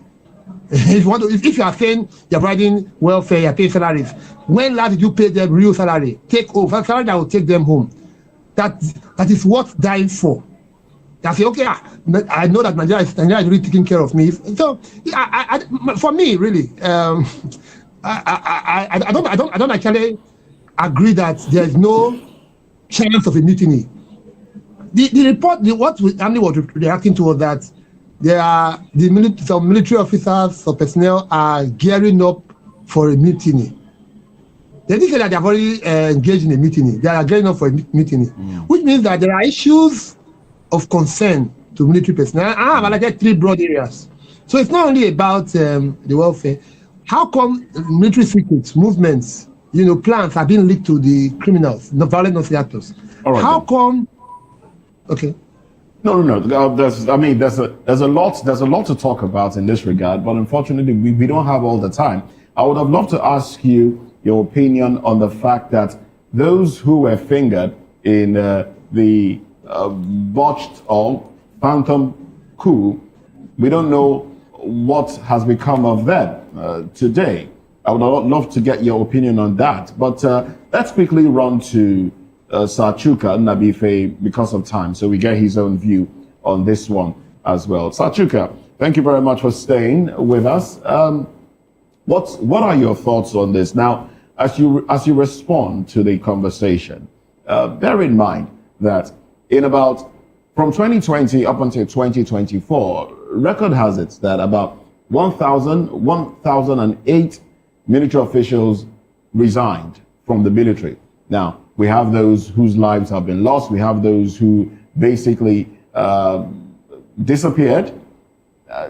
The numbers seem to be dwindling by the day. What can we do to ensure that these numbers are shot up and more people are drafted into the military? Do you think people would want to get into the military at this point, seeing how welfare has been taken care of? Let's have that with your concluding thoughts in as short a time as we can. Sir Chuka. I didn't get the first part of your question, but I got the area of remuneration. Go right ahead. Just go right ahead. Yeah.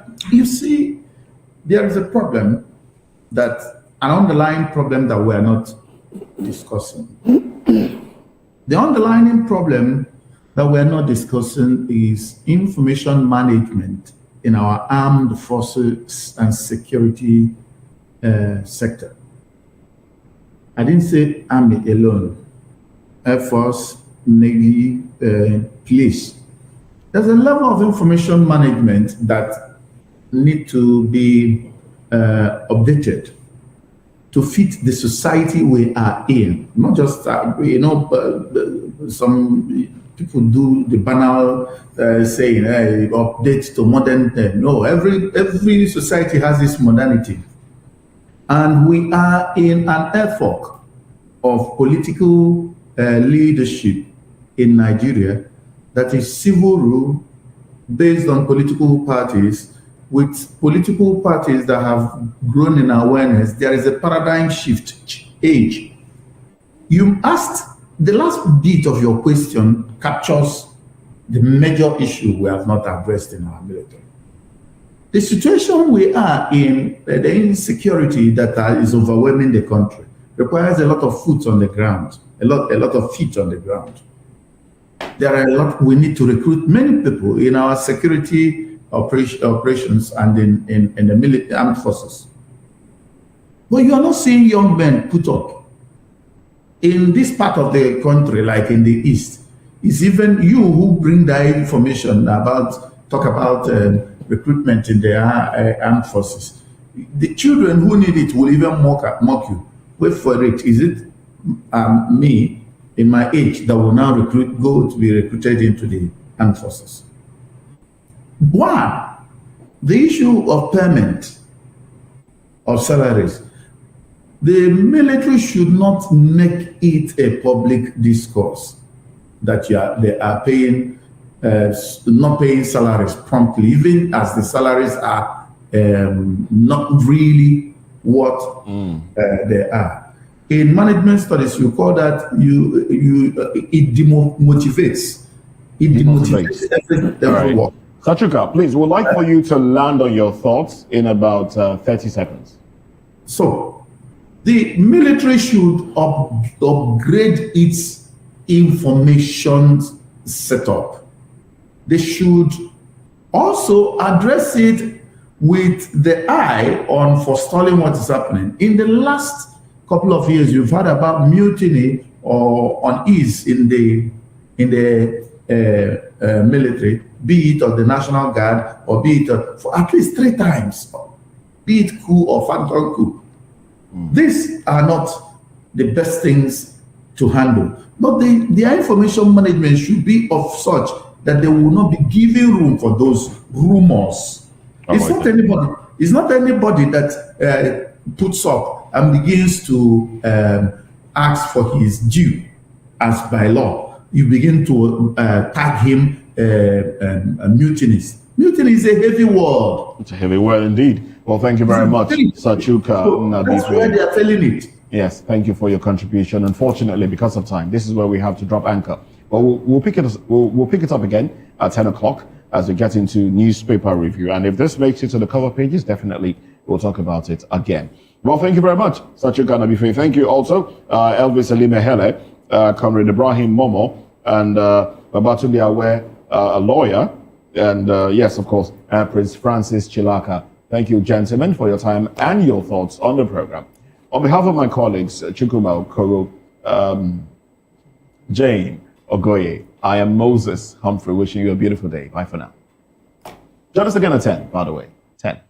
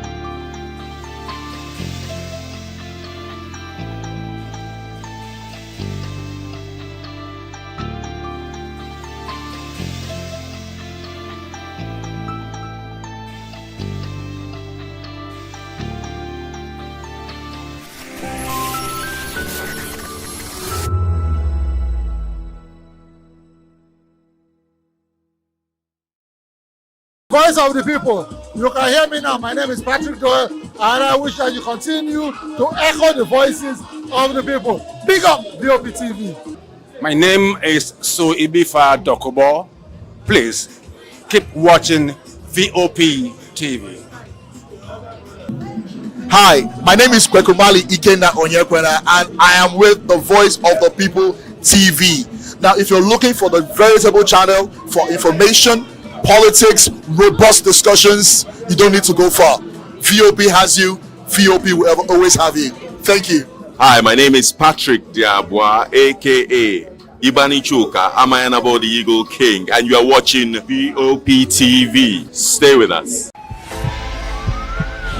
This is Health Check, your weekly guide to better living, smarter choices, and trusted answers. From everyday wellness to urgent health issues, we've got you covered. Health Check, only on Voice of the People television, where your health has a voice.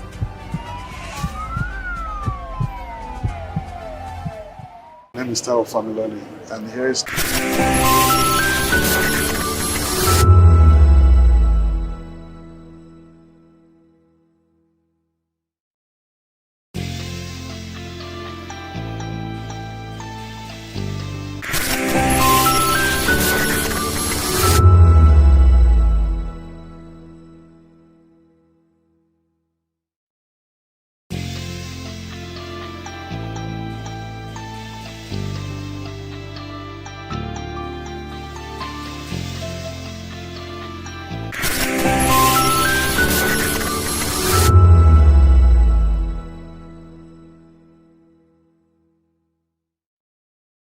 Tao Familoni, and here is to VOP TV.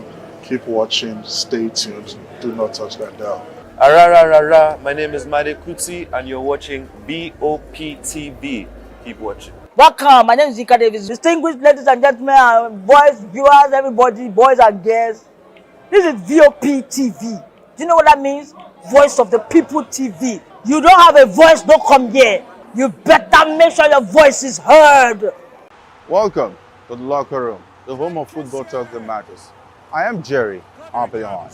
Join us every weekday, Monday to Friday at 5 p.m. Nigerian time, as we share the hot takes and hot debates in the exciting world of football. And joining me are the usual suspects, Ikechukwu and Mayowa, as we break down all the hot takes and everything that's happening in the football. Don't just watch football, live it with us. Catch us on the locker room and Voice of the People television at 5 p.m. Nigerian time. And like I always say, if not 20 minutes off, with the sport. Are you ready for the extraordinary? Something big is happening on your screen. Introducing VOP TV. Now streaming on SLTV channel 264. From breaking news to captivating conversations, news analysis, giving you all sides to the story. We bring in-depth discussions on the issues that matter, from politics to sports, entertainment, and lifestyle. VOP TV on SLTV channel 264. Join us as we redefine what television means to you. Voice of the People Television, VOP TV. Now you have more than a voice.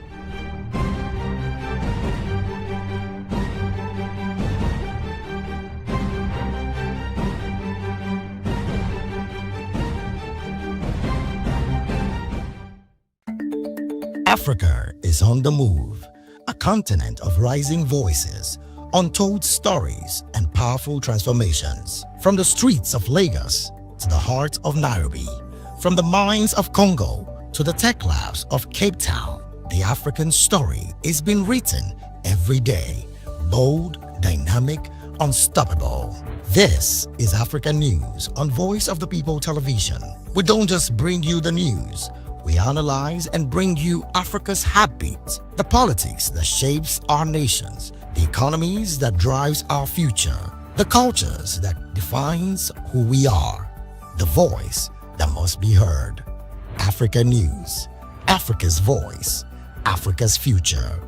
Where Africa speaks, the world listens.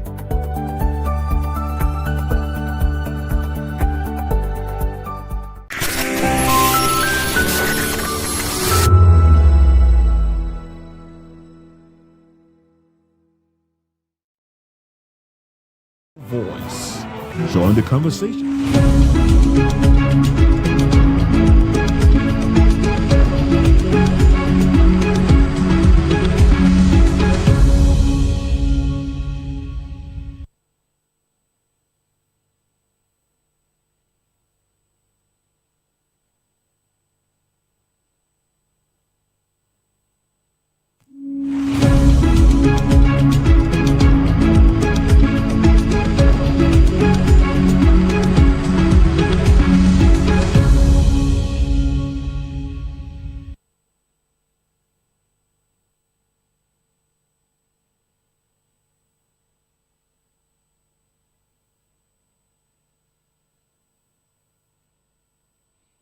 Well, thank you very much for joining us again. This is Newspaper Review. I am Moses Humphrey. And of course, Jane Ogoye and Chukwuma Okoro with me here. We also have Mr. Elvis Elimehele.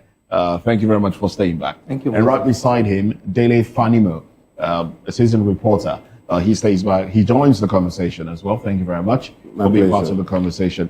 And I understand that Comrade Ibrahim Momo also joins this conversation virtually. Comrade, thank you very much for your time. Now let's dive into it. Jane, what headlines do we have from the Punch newspaper? On the front page of the Punch today, amnesty deal. Outrage mounts as Katsina moves to release 70 bandits. Tinubu told to stop release of bandits on trial. ACF, Afenifere, others slam Katsina government over the amnesty deal. Federal government votes 10 million naira for Abuja runway after scrapping 532 billion naira deal. Kano government meets Tinubu amid defection talks. Military discovers Boko Haram underground storage fuel dump. Banks record rising loan defaults amid strong demand by CBN. DSS arrests Malami after release from Kuje prison.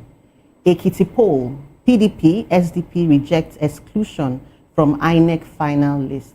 Let's lead with the amnesty deal from Katsina, where there are moves to release 70 bandits.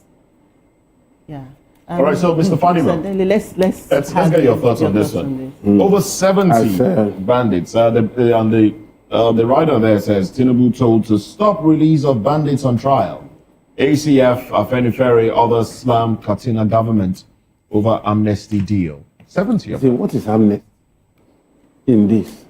What is amnesty in this? Somebody who is killing, kidnapping for ransom, for selfish gain. What are you offering? What is he offering in return? Somebody who is a criminal. How do you give amnesty to criminals? You can understand the viewpoint of the Niger Delta guys when they were asking for amnesty. You took their soil, degraded the soil, you took their livelihoods, yet they produce 90% of the country's mainstay, economic mainstay. And they said, please restore us back.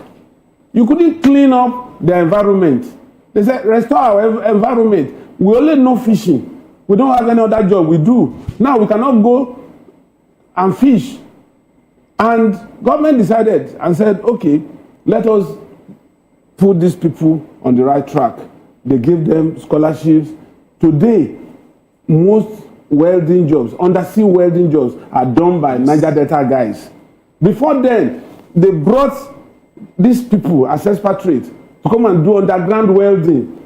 It's different from the welder you go to visit to do your everyday welding. You understand? Today, Amnesty had produced more than 12 pilots that were trained in South Africa. So, what are they bringing to the table, these miscreants, these criminals, that want to give them amnesty? As for giving them amnesty, they just picked about 130 people yesterday, kidnapped 130 people. By nightfall, maybe they will be asking for 1 trillion naira in return for the release of these people. That doctor that was recently kidnapped in Edo was released after payment of ransom. We saw the mother begging Nigerians to help contribute money. How on earth would you think that those people deserve amnesty? they have committed crime against the state, they should be exterminated. All right then. What baffles me most about this amnesty is why will the state government be negotiating amnesty? Is it doing this one in collaboration with the federal government? Because what we keep hearing the state governors tell Nigerians is that we are just giving that to executive governor. We are not giving the opportunity to handle the security. That most of the insecurity that comes up in their state, they don't have the means to actually even talk to their commissioner. The commissioner of police from the state get orders from Abuja before he can act. Who now negotiated this 70 that they are talking about releasing? Which other business do these people have more than this criminality? They only know how to kill. So after releasing them, you now think that peace will come to Kaduna State. When you know too well that these people don't have any other job they've known over the years, it's only how to maim and kill and pay and ask people to pay for ransom. So I don't know what Governor Dikko Rada is actually trying to achieve with this.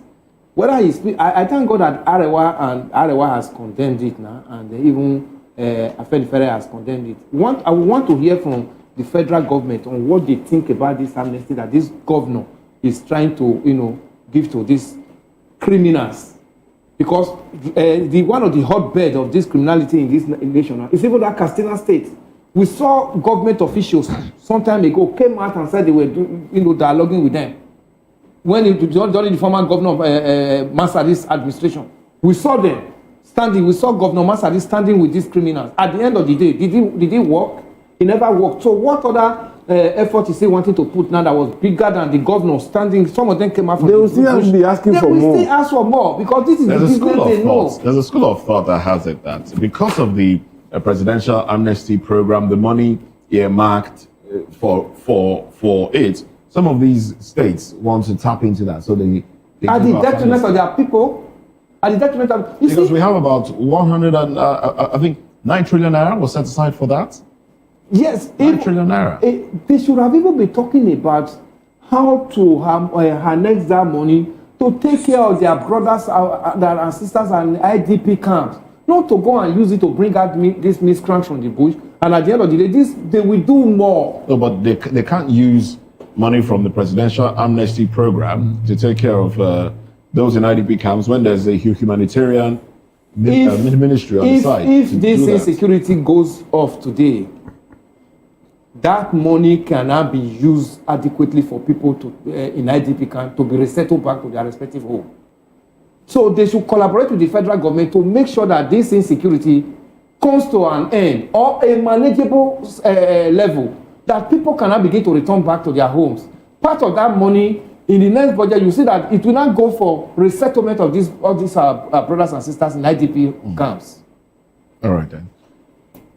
Well, when people in the north ask for amnesty, you begin to understand the whole concept of insecurity. That the insecurity thing is not just ordinary. It goes beyond law and criminal issues. It goes beyond asking for pardon. There's an underlying fact of it, and the underlying fact of it is that it has become a political tool in the hands of some people, especially in the north. But unfortunately, the average northerner, is the one at the receiving end of the short stick, So if you look at everything that has happened, when Gumi asks for amnesty for terrorists, you begin to, and unfortunately, in the open, he likens it to what happened in the Niger Delta. So you begin to see the bereft, ideas, the unthinking irresponsibility of certain elements. But what baffles me is that in the midst of this, in the midst of him saying, look, I know where these terrorists are, I know their camps, I liaise with them. Of course, we see government officials with him, along with him, and even soldiers, go to negotiate with terrorists. And in all of this, the man works a free man. So it speaks to a larger problem in society. And that larger problem is that the government is sincerely not dealing with the issues of insecurity. And when we look at the political angle of it, somehow there's a school of thought that says, like the president, made an agreement with the North. Well, you are going to allow us do our thing, and we, in turn, will give you votes. And now 2027 is around the corner. The president is someone that a lot of people, including me, I believe that he is very fair. In whatever he wants to do, he always has his way. But this issue of insecurity is one where I've seen the president tiptoe around issues. He's been, his efforts have been very feeble. It doesn't go beyond issuing out statements like, you military go and take care of this. Yeah. The president went to Benue State and said, the people that perpetrated this atrocity, have they been arrested? And after that, what happened? Okay. Up until this moment, nothing. Nobody's career has been damaged. The brigade commander of that area, the chief of army staff, and all of that. So it goes to show that, look, there must be something beyond this insecurity. And so when we look at it from the political angle of it, I think that those people that look at it from that angle might just be correct, maybe and just maybe are correct in insinuating that, look, there is some form of benefit that people at the political class, at the top echelon of that political class, that there must be something that they benefit from this insecurity. Because come to think of it, when any of them gets in harm's way, they are quickly rescued. Yes. So that tells you that they somehow understand what they are doing. Unfortunately, and I keep saying that, look, all of these things will not end until Nigerians one day wake and decide, look, enough is enough. In all of this. Otherwise, we'll just be running execution. Let's look at the statement made by the Minister of Defense, Christopher Musa, as published by This Day newspaper. It says, terrorists don't respect peace deals. It's counterproductive to national security. The writer says they exploit idea to regroup, launch further attacks. Addressing security challenges in Plateau critical. COAS tells troops. He seems to be. I mean, these are statements he made. Yes. As he's speaking from the position a professional. But he makes somebody who rose through the rank to the top echelon of his career. And look at what cannot fault him.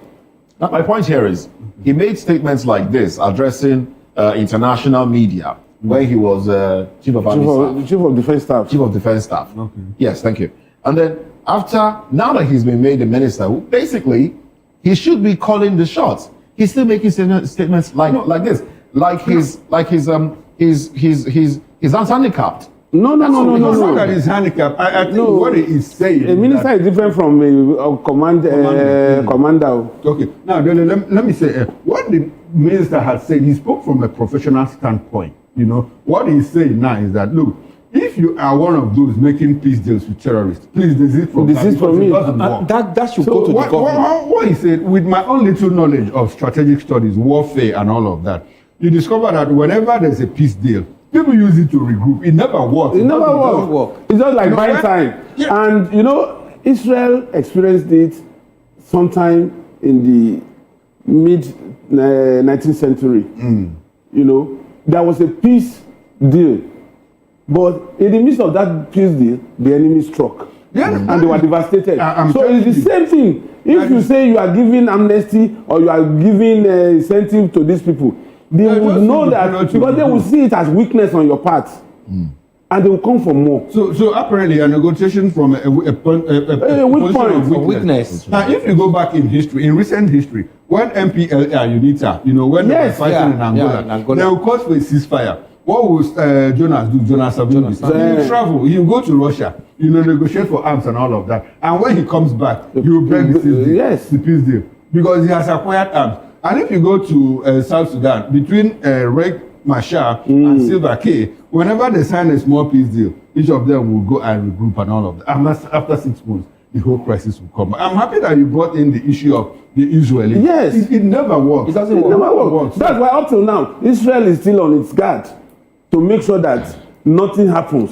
So what the Minister of Defense is saying, look, if you are one of those proposing for peace deals, with terrorists, this is because it never works. The chief of Musa had transited from being operation commander to policy maker now. No, Moses' position is that when he was in the theater of war, what did he do? Yes, he was making statements like this. Sounded like and don't forget that as CDS is just an administrative superintendent.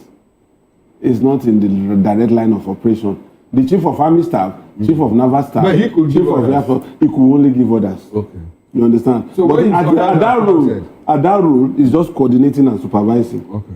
But the real operation stops at the level of the service chief. So basically, we have a problem. You know, when we flip the coin, we say, oh, the commanders are answerable to Chief of Defence Staff, no, Chief of Army Staff, Chief of Defence Staff, and the National Security Advisor, to the Minister and National Security Advisor.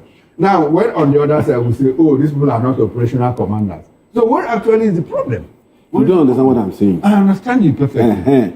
You see, at the level of operation, for instance, a Major General that is GOC is closer to the truth. And down the line, the brigade commander, who is likely a brigadier general. We understand you. No, we understand. But now, what see, we have a situation national policy takes this route you are talking about. Exactly my point. Now, our point of as an officer, you know that at some point you have discretionary power. No, exactly the point. Now, at what point that discretionary power? At what point can a senior officer say, "Look, stop. Enough of that discussion. Pull back, or don't do this, or don't do that." That's what I'm saying. I'm not a soldier. To the extent that I understand that I know is what I'm giving you. This man was in the theater of operations. He was making excuses. And at that point, now he's there. But would this be an excuse? He's just telling you that you don't negotiate with these people. Then prevent those that are trying to do so. How do you prevent?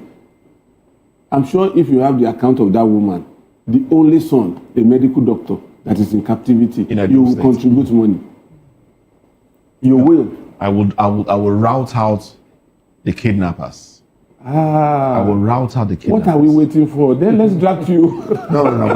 You said I wasn't sure if I were. I'm not. But I'm not. And then, in that regard, it's even more troubling because when students, people came out to say, look, this is wrong. Somebody was kidnapped and should be released, and then the person was killed. What did the governor do? He arrested those that protested. I mean, it's your state. Yeah, he said it was sponsors from outside the state. Yes. That was what he said. From Russia. From Russia. And so then the kidnappers collected 50 million. Here is that's what we'll be talking about. Why politicizing issue of insecurity in this nation? That's the problem. Most of even the one the governor of Kaduna State is trying to do now, it's all about politics. It's not solving any problem. It's all about politics. That's what happened in my state. The students came out. Even before the students came out, there have been agitation. They have been protesting because of what is happening within Eboma and generally Edo State. But the governor never made any statement. He never came to their rescue until they came to the streets.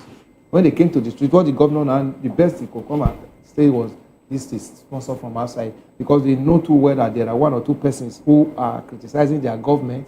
That is, those are the people that are pointing fingers at. They are not talking about the problem that led to that. People can't go to farm. People can't go to farm. 6 p.m. the Eboma is shut down because of insecurity. The university town. Yes, town.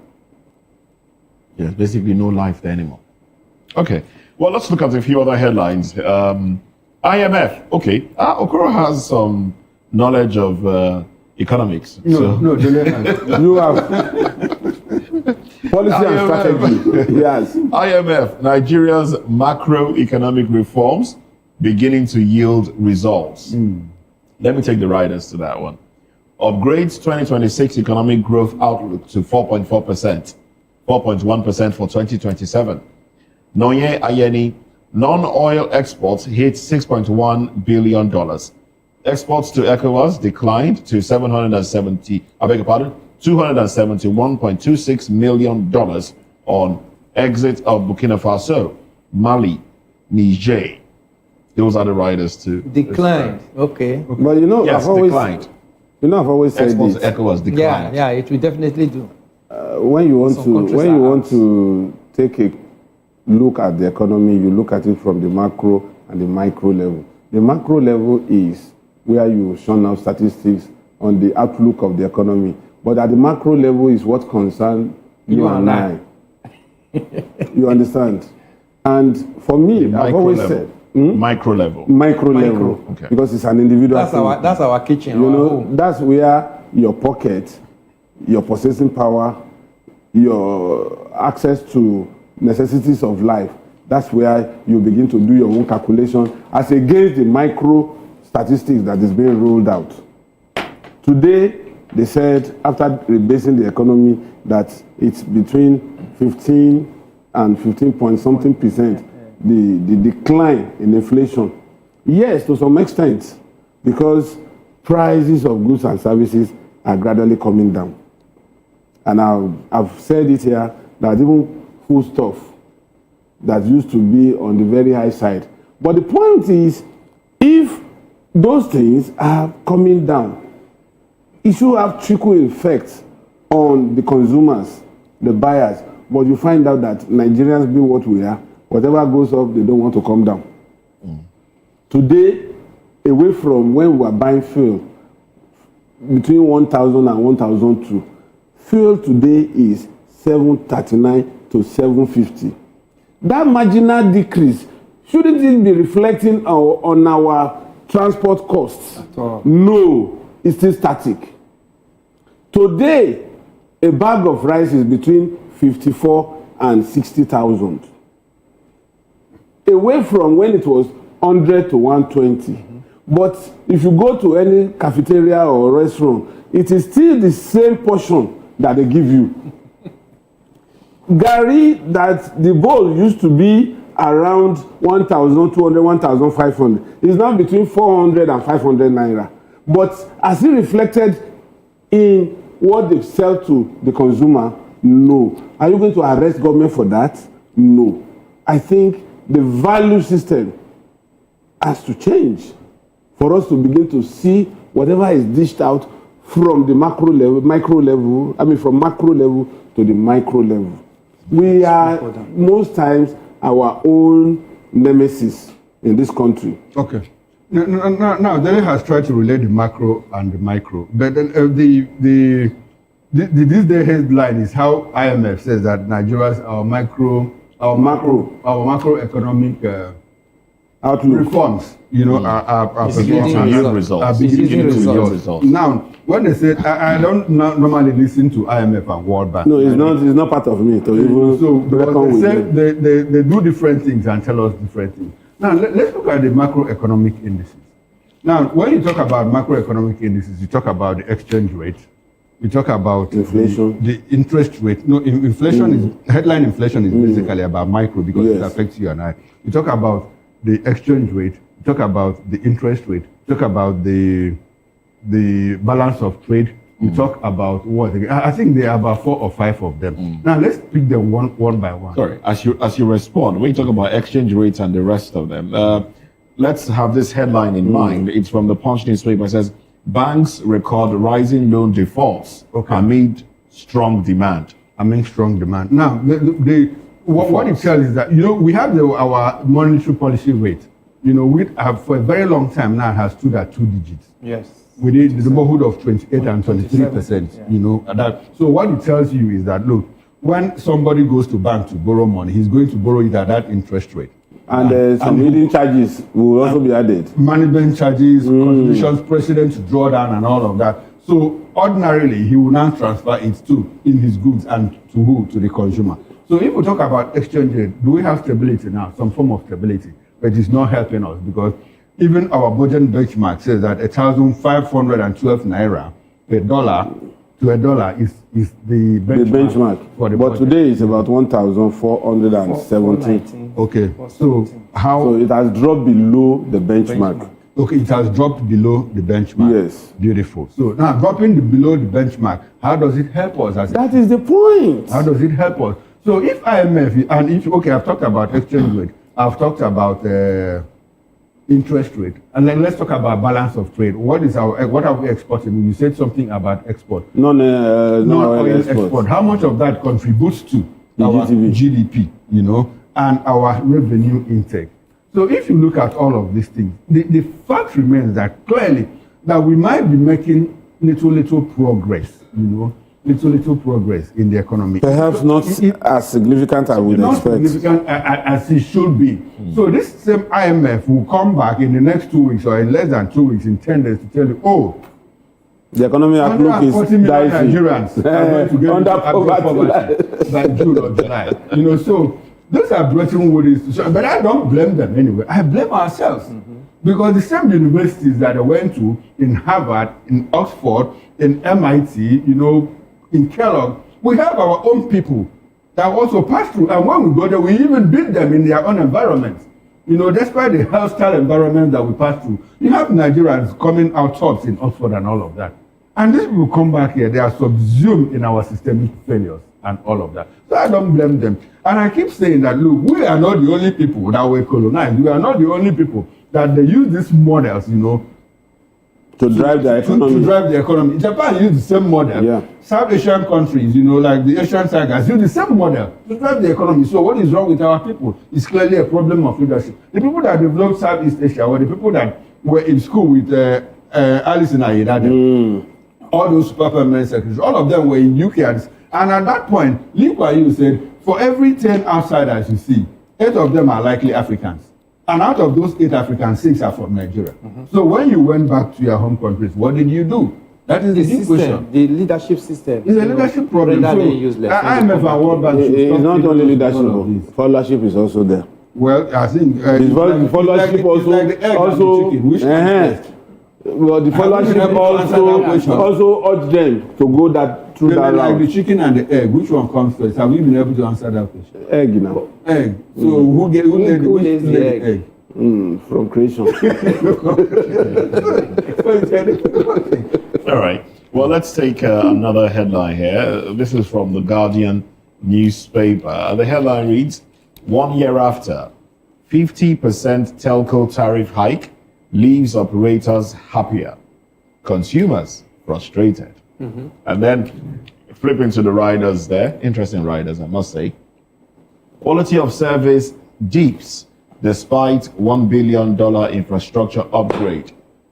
MTN Airtel revenue up by 50%. Over 40,000 disruptions. Fiber cuts compound subscribers' woes.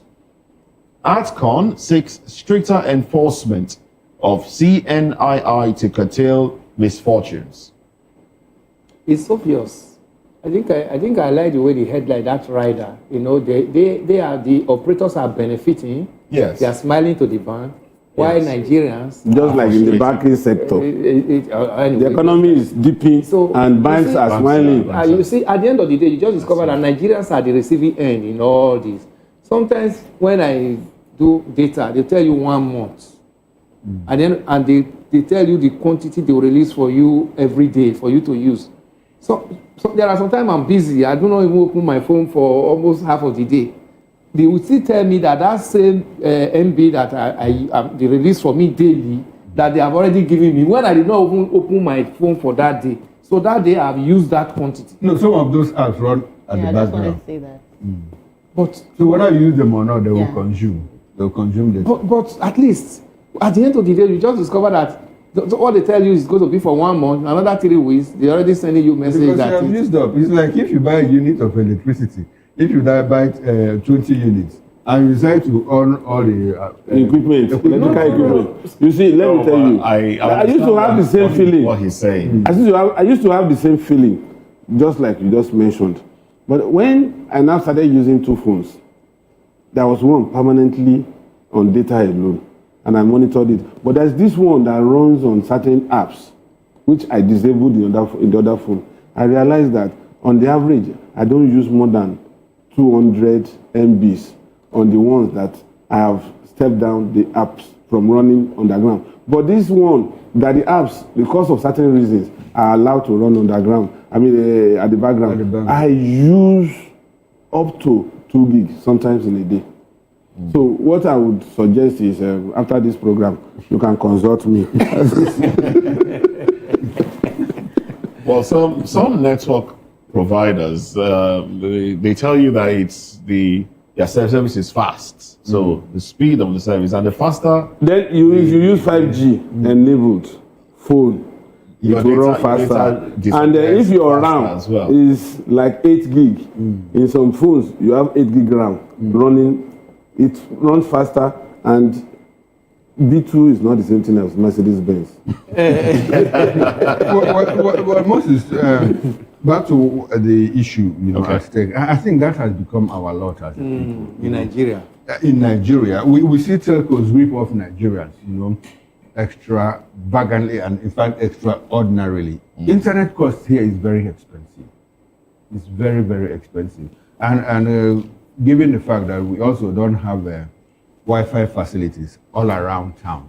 I've been to places where if you just get it's an open thing. It's an open thing. You just get into city. I've visited countries that I think we have quite a few.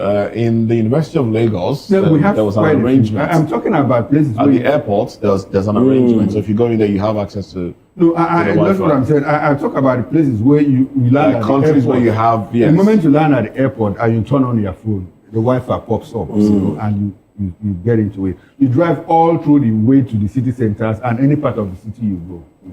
You discover that you have Wi-Fi. So that's why our in fact, Nigerians, our connectivity rate is very high. Our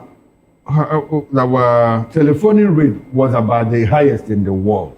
When we got into the GSM model and all of that. But then our connectivity rate, internet connectivity rate is very low because it's expensive. So, but the telcos are smiling, to the banks and all of that. So when they say that some of them defaulted and they should pay 100 million naira charges, and I say no, they should pay like 200 million naira, not 100 million naira, because they have the money. They have the money. Yes. And sometimes I just wonder where is NCC in all of this? The regulator. Where are they in all of this? And just like you said, sometimes you even turn off your data, and they tell you 16 gig for 1 month, a particular telecom network. Yeah, and they tell you that's 7K. And then sometimes you're not even browsing, and in less than 2 days they are sending you reminders. That's what I've always been my issue. I'm just trying to say that sometimes I don't know what they do. You don't even make calls. Like me, I use my Wi-Fi at home. It's only when I'm out I use mobile, but I don't know how the data just finishes. Maybe you are using a 8 gig RAM. Okay, maybe. That makes it faster. To understand all this is about. I am not an advocate of these people. Let's not exonerate them. But the point, you see, another point we have to raise here is that it is still no infraction, no punishment for infraction. Yes. How can somebody defraud Nigerians to the tune of about 100 billion, and you are giving a slap in the wrist, go and pay 100 million naira fine? What is the ratio between that thing that you have ripped off of? The first time I went to South Africa, I wanted to buy a SIM of a particular network. The way they looked at me when I announced it, the lady in the shop said, "Are you a Nigerian?" I said, "Yes." She just smiled. Wow. Because that particular network is not even popular in South Africa. Yes. It's supposed to be the base. Yes. So that is to tell you that sometimes we consumers should also make use of our opportunities and other options that we have. But here in Nigeria, how much government supports did a Glow? I mean, let's mention the brand now. Did they get from the government? Are we privy to that? How much government support did our own telco company, our own? As it were, yes. Okay.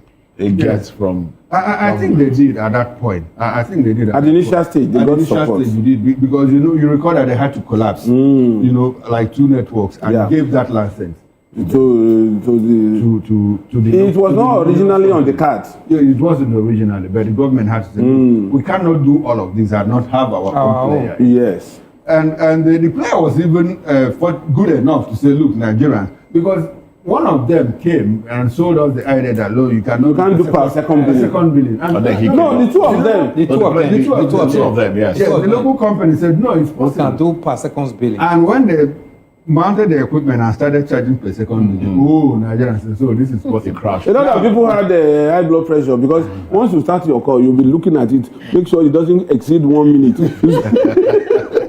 You put it on. You know, we are very good at greeting in this part of the world. Before you say hello, greeting takes about 30% of your conversation.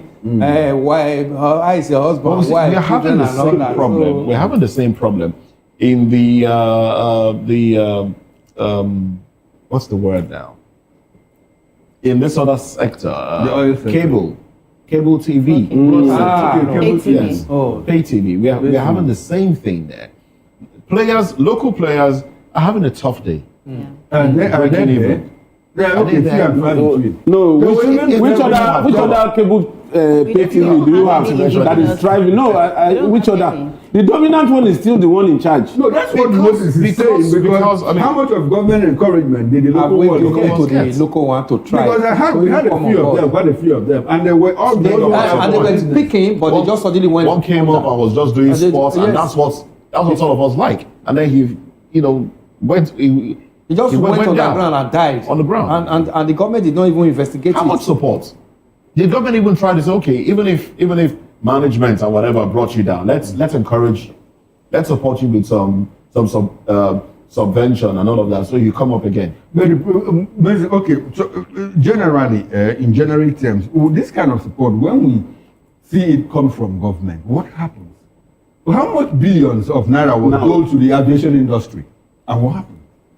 People pocketed the money, went and bought houses in New York and South Africa, and all of that. Up until today, Amcon is still struggling to recover the money. Some of those airlines are down. The same government that gave her that support ought to follow up. They ought to follow when up. When you say government, who is the government? Nigeria, we see how I know of a particular senator that when he became senator, he shouted, he said, so this is the kind of money they receive in this place. This is too much. Oh. They silenced him. He came back second time. We didn't hear from him again. I know of a particular minister that as soon as he became minister, the second day, 400 million landed from one of the telcos because his ministry oversees these networks and a brand new high-end phone. 2, one for the wife, one for her, for himself, and unlimited data, unlimited telephone. So he's only saddled with the responsibility of making sure the battery does not go down. That kind of person. How can that person legislate? How can the person slam sanction? How can that person regulate? And you see, it was in the military, whether we like it or not, whether it was politics or not, that one minister accepted a wristwatch and he went to jail. Mm-hmm. And in 26 years of the civilian regime, we have not seen one of such. Not even one. So between the military and the civilian authorities, during dispensation, a president was a construction company built a house for a president. Did you take him to court? Oh well. Let's take some more headlines here. All right. From the Guardian newspaper, these are a few of the headlines. The window headlines: PDP decries insecurity as Kaduna denies abduction of 163 worshippers. FG contractors on warpath over 4 trillion naira debt. FCTA kicks as workers begin indefinite strike. There are riders to that one where we want to go into it. We'll touch on the riders. IMF aligns with World Bank on Nigeria's 4.4% growth projection. FG to appeal judgment on attacks against journalists. Kanu killings. Tinubu orders probe as state takes over prosecution. All right. Court strikes out Meta X as FG rearranges Showore on amended cyberbullying charges. APC closes in on Kanu as state chairman, hopeful of Yusuf's defection. All right. I'd like us to zero in on that one. But before that, Police Smart invests $60 million in Nigeria's largest plastic recycling plant. Sanwo-Olu signs 2026 4.4 trillion naira budget into law. Okay, just been signed into law. Why are they dragging Siminalayi Ufubara for not presenting one yet? It's general. So that FCT story, strike. Yes. FCDA. FCDA and FCTA. FCTA and FCTA. Federal Capital Authority and Federal Capital Development Authority. They are on strike. And I think You want me to read deeper? No. That story, I felt. Okay, so for the benefit of our viewers, let me just read a little into it, and then we'll get your analysis. So, workers at the Secretariats of the Federal Capital Territory Administration, FCTA, have completely shut all offices in line with industrial action being embarked upon by their umbrella union, the Joint Union Action Congress, JUAC. Now, according to the union, the strike action is indefinite because of unresolved welfare issues. Now, it goes on, says, JUAC, which ordered employees across all cadre of the administration to withdraw their services with effect from January 19, 2026, based its decision on the authorities' alleged failure to address long-standing demands. And in a statement dated January 8 and jointly signed by JUAC President and Secretary, it says that the union said an earlier ultimatum issued on January 7 expired without any meaningful engagement from the management. So basically, the strike stands. I saw the spokesperson of the Minister for FCT last night in one of the channels trying to defend this strike. I was like, what is this man saying? We're talking about welfare there. Yes, no matter how good a town is, how beautiful a town is, everything about town planning talks about comfortable living of human beings that are living in that town. So he's doing roads, he's doing bridges. We're a hungry man driving through the road will not appreciate how beautiful it is. Now they have gone on strike because there's even one that annoys me most, that extension of permanent secretaries, those that are supposed to be retired, they now extend their services. I mean, to remain in service. Why do you do all this? At the end of the day, now FCT is shut down. Look at schools, hospital, waste management, water and all. None of them is functioning at the moment because of this. Then all this one now boils down to the same people you say you want to give comfortability to by doing the road and all that. Now they will stay in their house now, tap is not flowing. You can't, as you are driving on the street, everywhere is littered. It becomes, it's a squalid environment. What have you achieved? So I don't know why we do this misplacement. Take care of citizens. And they will join you in taking care of maintaining other facilities in whatever town, in whatever you are providing for them in that town. Because town planning did not say you must take people out of the aesthetic nature of the town, of the city. They said everything you are providing is for the living of the people to make them live a better life. But what we see in Nigeria is we come to demolish and put the people in agony because we want to make the city function. That's not what town planning is all about.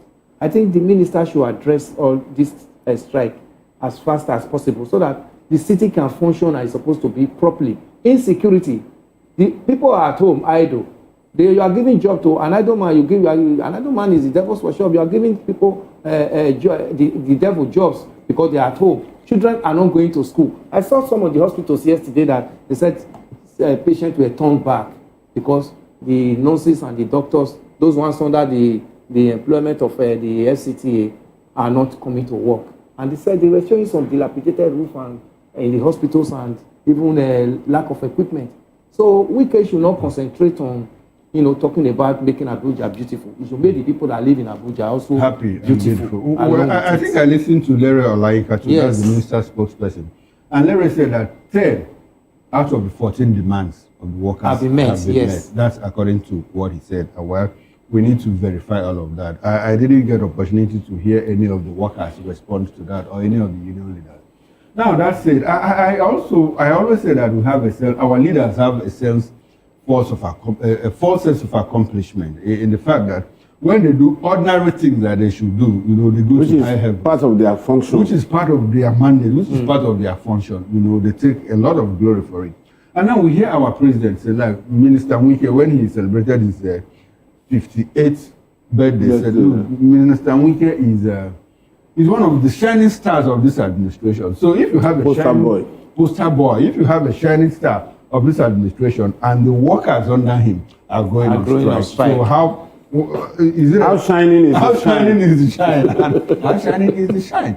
So it becomes a problem. How do we assess performance?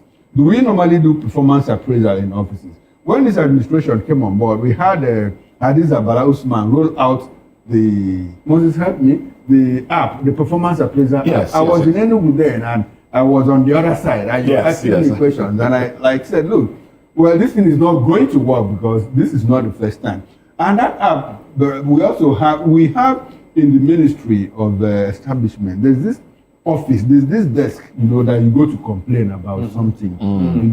Servicom. Servicom. How much did Servicom serve us? You go, and you know one thing they did in Servicom? Does it really still exist? You know what they did in Servicom? It was just government that brought it civil out. servants, Yes. basically. You know what they did in Servicom? They made sure that like 80% of the staffers are women. So you go to that desk, you see 3 women discussing. Hey, I said it made sure. You said it made sure, like that was a deliberate thing. I don't know. They don't cause wahala. Where you go? Discuss journalists. Excuse me, ma. Can I? He said, sit down. They will tell you to sit down. You sit down. You see that?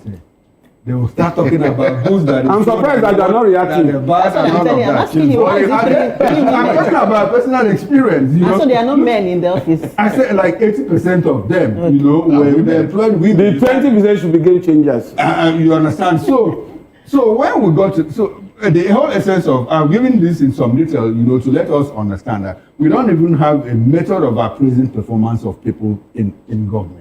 So when they do little things, like when a governor comes to pay salaries, as if it's even one of those things. They will take the money from his pocket. They will take cover page. Have you not seen APC's advert recently? It's one of those things they mentioned there, from payment of salary. Oh, my goodness. APC advert that is currently running. Part of achievement of excuse you, not even excuse you. What are you telling us that you pay salary? So that sense of accomplishment is false. And until we have talked about holding leaders to account. We have said it more than 1 million times. So how can we do that? How can we hold the political party should Nigerians and the political party, if the political party actually want to be sincere, they ought to even be holding their own governors and whatever ministers to account, because it is when you give the people actually that democracy dividend that the people will sing your praises in the next election. But there is a caveat to that. Unfortunately, most times we will hear there was a glitch. So when those kind of glitches coming, people are not really put into consideration. That's the only thing. That's why your program, I keep listening to your program, Political Lens. Okay. Please help us to be reminding Nigeria that at this time we should be talking about electoral reform. That the electoral reform we use in 2023 cannot qualify us for 2027. The Senate President has made. So we have to look into that. There's a new electoral. It's too important. That brings me to some time ago. When PDP was still in power, they have good governance. They set up a committee that was headed by Labaramaku, the Minister for Information, that was touring around all their states, talking about the performance of their governors then, and they were reporting it. That was good to some extent, to put them on their toes, and also use it to challenge the opposition that we are working. But what we see now in APC is because they can pay salaries, because the governors now, I detest that particular thing. Celebrating salary payments. Listen as if you are drawing that money from your personal pocket. Listen to the present APC advert that is running now. It's part of those things that they mentioned. Prompt payment of salary. Then when they tie a 3-kilometer road, the money for the tying of that road the money for the inauguration of the road will be more than the money for tying the road. Because when they are going to open or inaugurate that road, they are going to bring all the parties to us. Sometimes they bring them from different states. And they pay for all. Your colleagues are also enjoying from that, though. So don't demarket your colleagues. No, they give them coverage. They are doing their job. It's the coverage, and that's what because we are mandated to do that. Fourth realm of the estate. That's what we're also doing here. But where they are wrong, we also remind them. Live telecast. You know how much it costs. Yeah, because they want you and I to see it. Because I may not be there. 47-kilometer third road of Lagos Calabar Coastal Road Highway has been done 3 times in this nation. So, and we are going to see more. We are not talking of 47 kilometers out of 700 kilometers. You have just seen. What about the one that they never touched, and the record is there that they have completed? It's done already. We have all those ones. So the political parties should help Nigerians, and Nigerians should also begin to ask more questions, because we must ask questions. Yes, we must ask questions indeed. And we'll continue to ask these questions in hope that the answers we will get will put smiles on the faces of the people. Well, thank you very much, Mr. Elvis Elimehele. Thanks for your contribution. And thank you also, Dele Fanimo, for your contribution. Chukwuma played the role of both analyst and host on this show. Oh, well, thank you for your contribution as well. But he makes a comeback later tonight on Political Lens. You already heard about the show on this show. So it's at 6 p.m. later tonight, and they'll be discussing. They'll be going around the nation, basically talking politics and every other thing that you need to know. 6 p.m. later tonight, Political Lens. Jane Ogoye, together, Jane and I will be back here tomorrow to ensure that you get the latest. You get the latest in the news. I am Moses Humphrey, wishing you a beautiful day. Stick around. Sports comes up next. Bye for now.